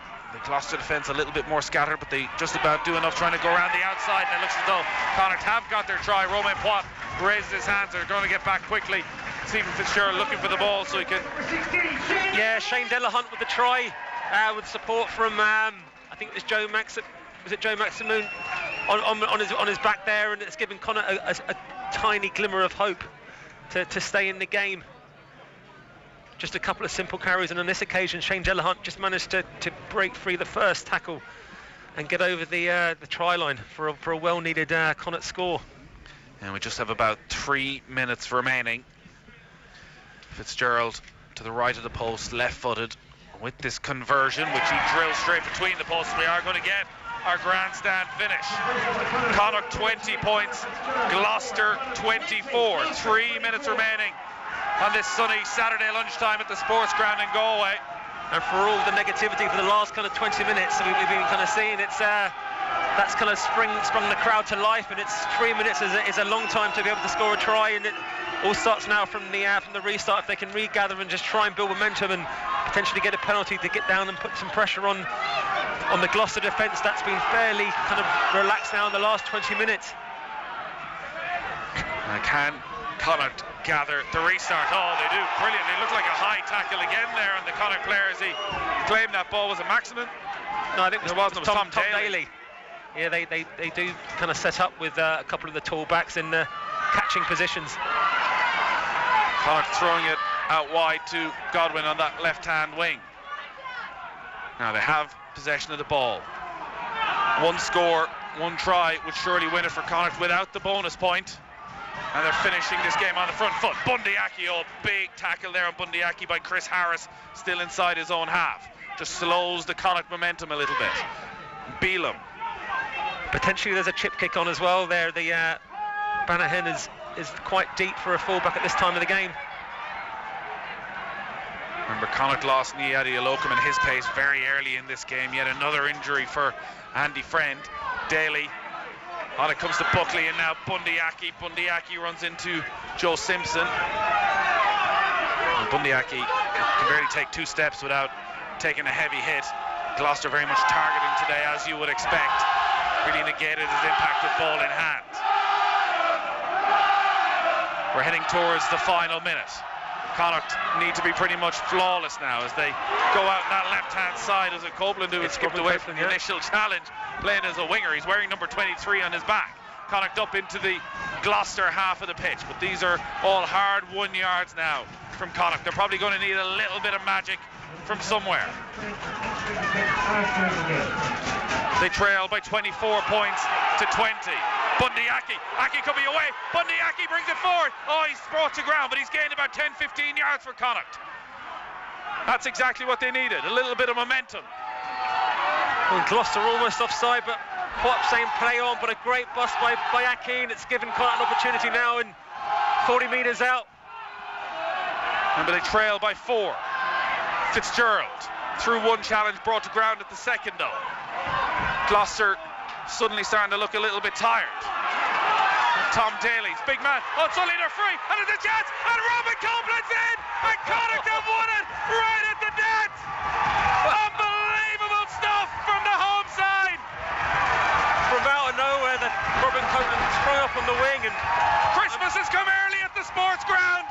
Connacht, out of nothing, 2 tries in the final 5 minutes, have surely won it for Andy Friend's side. And they want to take the conversion quickly because maybe they want to go for the bonus point win as well. A 3rd try of the game for Connacht, and Robin Copeland suddenly found some space on that left wing and went over the try line. And Connacht, having looked dead and buried just a couple of minutes ago with the clock in the red, now lead by 25 points to 24 with the conversion to come. But we are going to go to the TMO. We are going upstairs, and I think there's nothing wrong with that at all. It was Tom Daly on the ground, somehow managing to offload the ball. And as you say, with 80 minutes, he's looking at Tom Daly. That offload's fine. That's a try, and as you said, dead and buried with 10 minutes to go. Connacht have somehow managed to manipulate 2 tries, and from as you said, from not having a chance to win the game, they've come back. Robert Pott raised his right hand because Connacht have won this game. Wow. Robin Copeland, what a moment. Wow, and when it was asked upon them the last couple of minutes, they've managed to hold onto the ball, build some great phases, get some joy out wide, and given themselves from out of nowhere, they're going to win this game today and give themselves an opportunity to stay in this competition. Conversion to come. It matters not a jot as the field of Athenry starts to ring around the Sportsground. Connacht 25, Gloucester 24. Incredible stuff. Fitzgerald steps up, drills it forward, drills it between the posts, and Connacht will live to fight another day in the Heineken Champions Cup. Somehow they have beaten Gloucester by 27 points to 24.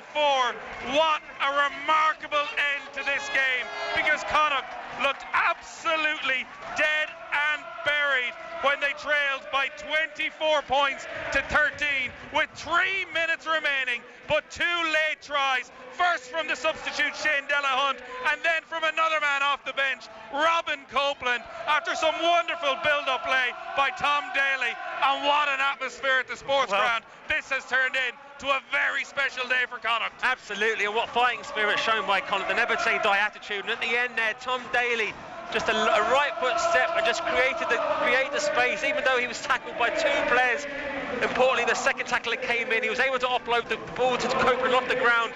Copeland were on a support line and showed a little bit of injection of pace to get over from the try. And as you said, we thought they were dead and buried, but wow, Connacht have come back, shown the fighting spirit. The Connacht clan are in absolute joys here, because from out of nowhere they've come back and won this game and given an opportunity with Toulouse next to come to the Sportsground in a couple of weeks' time. Oh, everyone just trying to catch their breath around this stadium, because we didn't see that coming. If you look at the 80 minutes as a whole, Connacht probably deserved the victory. They had loads of possession, they had loads of territory, but they just had nothing inside the Gloucester 22. But when it really mattered, when it really counted, Andy Friend's men have dug it out right at the death with 2 tries in the final 3 minutes.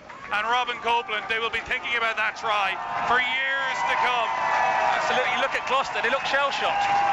They're looking at each other as if what's just happened there, but you know, potentially they took up the pedal off their foot a little bit there, and Connacht capitalised, and as I said, they probably played their best rugby the whole game those last 3 minutes.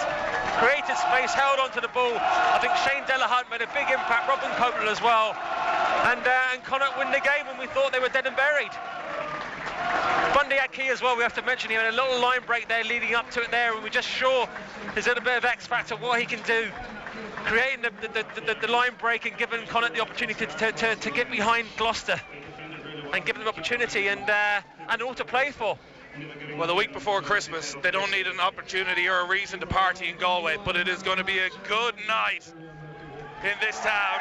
Bundy Aki been interviewed on the pitch. He gets the man of the match award, mainly I'd say for his defensive effort, because that was probably one of his first real line breaks of the game. It gained him some vital yards, and and they took full advantage. Tom Daly deserves huge credit as well. Absolutely. And look at the connection between players and crowd. It's one of the great things about this stadium. 6,700 here to see it, and the players are on the Greyhound track, embracing the supporters. And I think a special mention for Alton Delan now, who's getting the adulation of the crowd. I thought he had an immense game at 4, both in attack and defence, and Dave Heffernan, for the time he was spent on, I think he had numerous carries and line-breaking carries. But all in all, a fantastic kind of performance from Connacht in the second half there, especially the last 20 minutes, and then they go into Munster game next weekend in the Interpro Series. Now they focus on a high, still in the Champions Cup with 2 rounds to go. Well, they still have a long, long way to climb to survive in this Heineken Champions Cup. But what a game it's going to be when Toulouse come to town in early 2020, because somehow Connacht are still alive in the Heineken Champions Cup. They have beaten Gloucester by 27 points to 24, and to put that in context, if you went out to the shop to put a bit of petrol in the car with 3 minutes to go, they were trailing by 24 points to 13, but late tries from Shane Delahunt, and then with the clock in the red, they never panicked. They showed all their brilliance, and Robin Copeland went in over the try line to give Connacht a chance. That moves them up to second in the table. They're on 8 points, level with Gloucester. They probably need 2 bonus point victories to finish this group to have a chance, and even then it may not be enough. But that moment justifies being in the Heineken Champions Cup. Those are the moments that will live with these Connacht supporters. Even if they don't qualify out of this group, they'll take a lot of heart from that game, and I think we were probably ourselves in the commentary box kind of writing them off with 10 minutes to go, and I suppose what we had seen we had every right to. But no, the Connacht spirit and Jared Butler there getting the adulation and from the crowd there, another big game from him, and big game moments when Connacht really needed it. Bundy Aki stepped up to the plate with a line break, and Robin Copeland coming off to the bench, and he's made some impacts in recent weeks, and they're capitalising on a great offload by Daly. And as we said, out of nowhere, Connacht have won the game and turned the game round and kept this competition alive. What a day. What a day in Galway. Michael Swift, great stuff as always. We will try and calm down. You'll enjoy your Connacht Old Boys drinks this evening, I would imagine. Best of luck with that. Thanks for joining us here on what has turned out to be a most memorable Saturday afternoon on a big day of Heineken Champions Cup double headers here on Off the Ball. Saracens against Munster still to come. It will do well to match the drama that we've just had at the Sportsground in Galway, where it is finished somehow Connacht 27, Gloucester 24.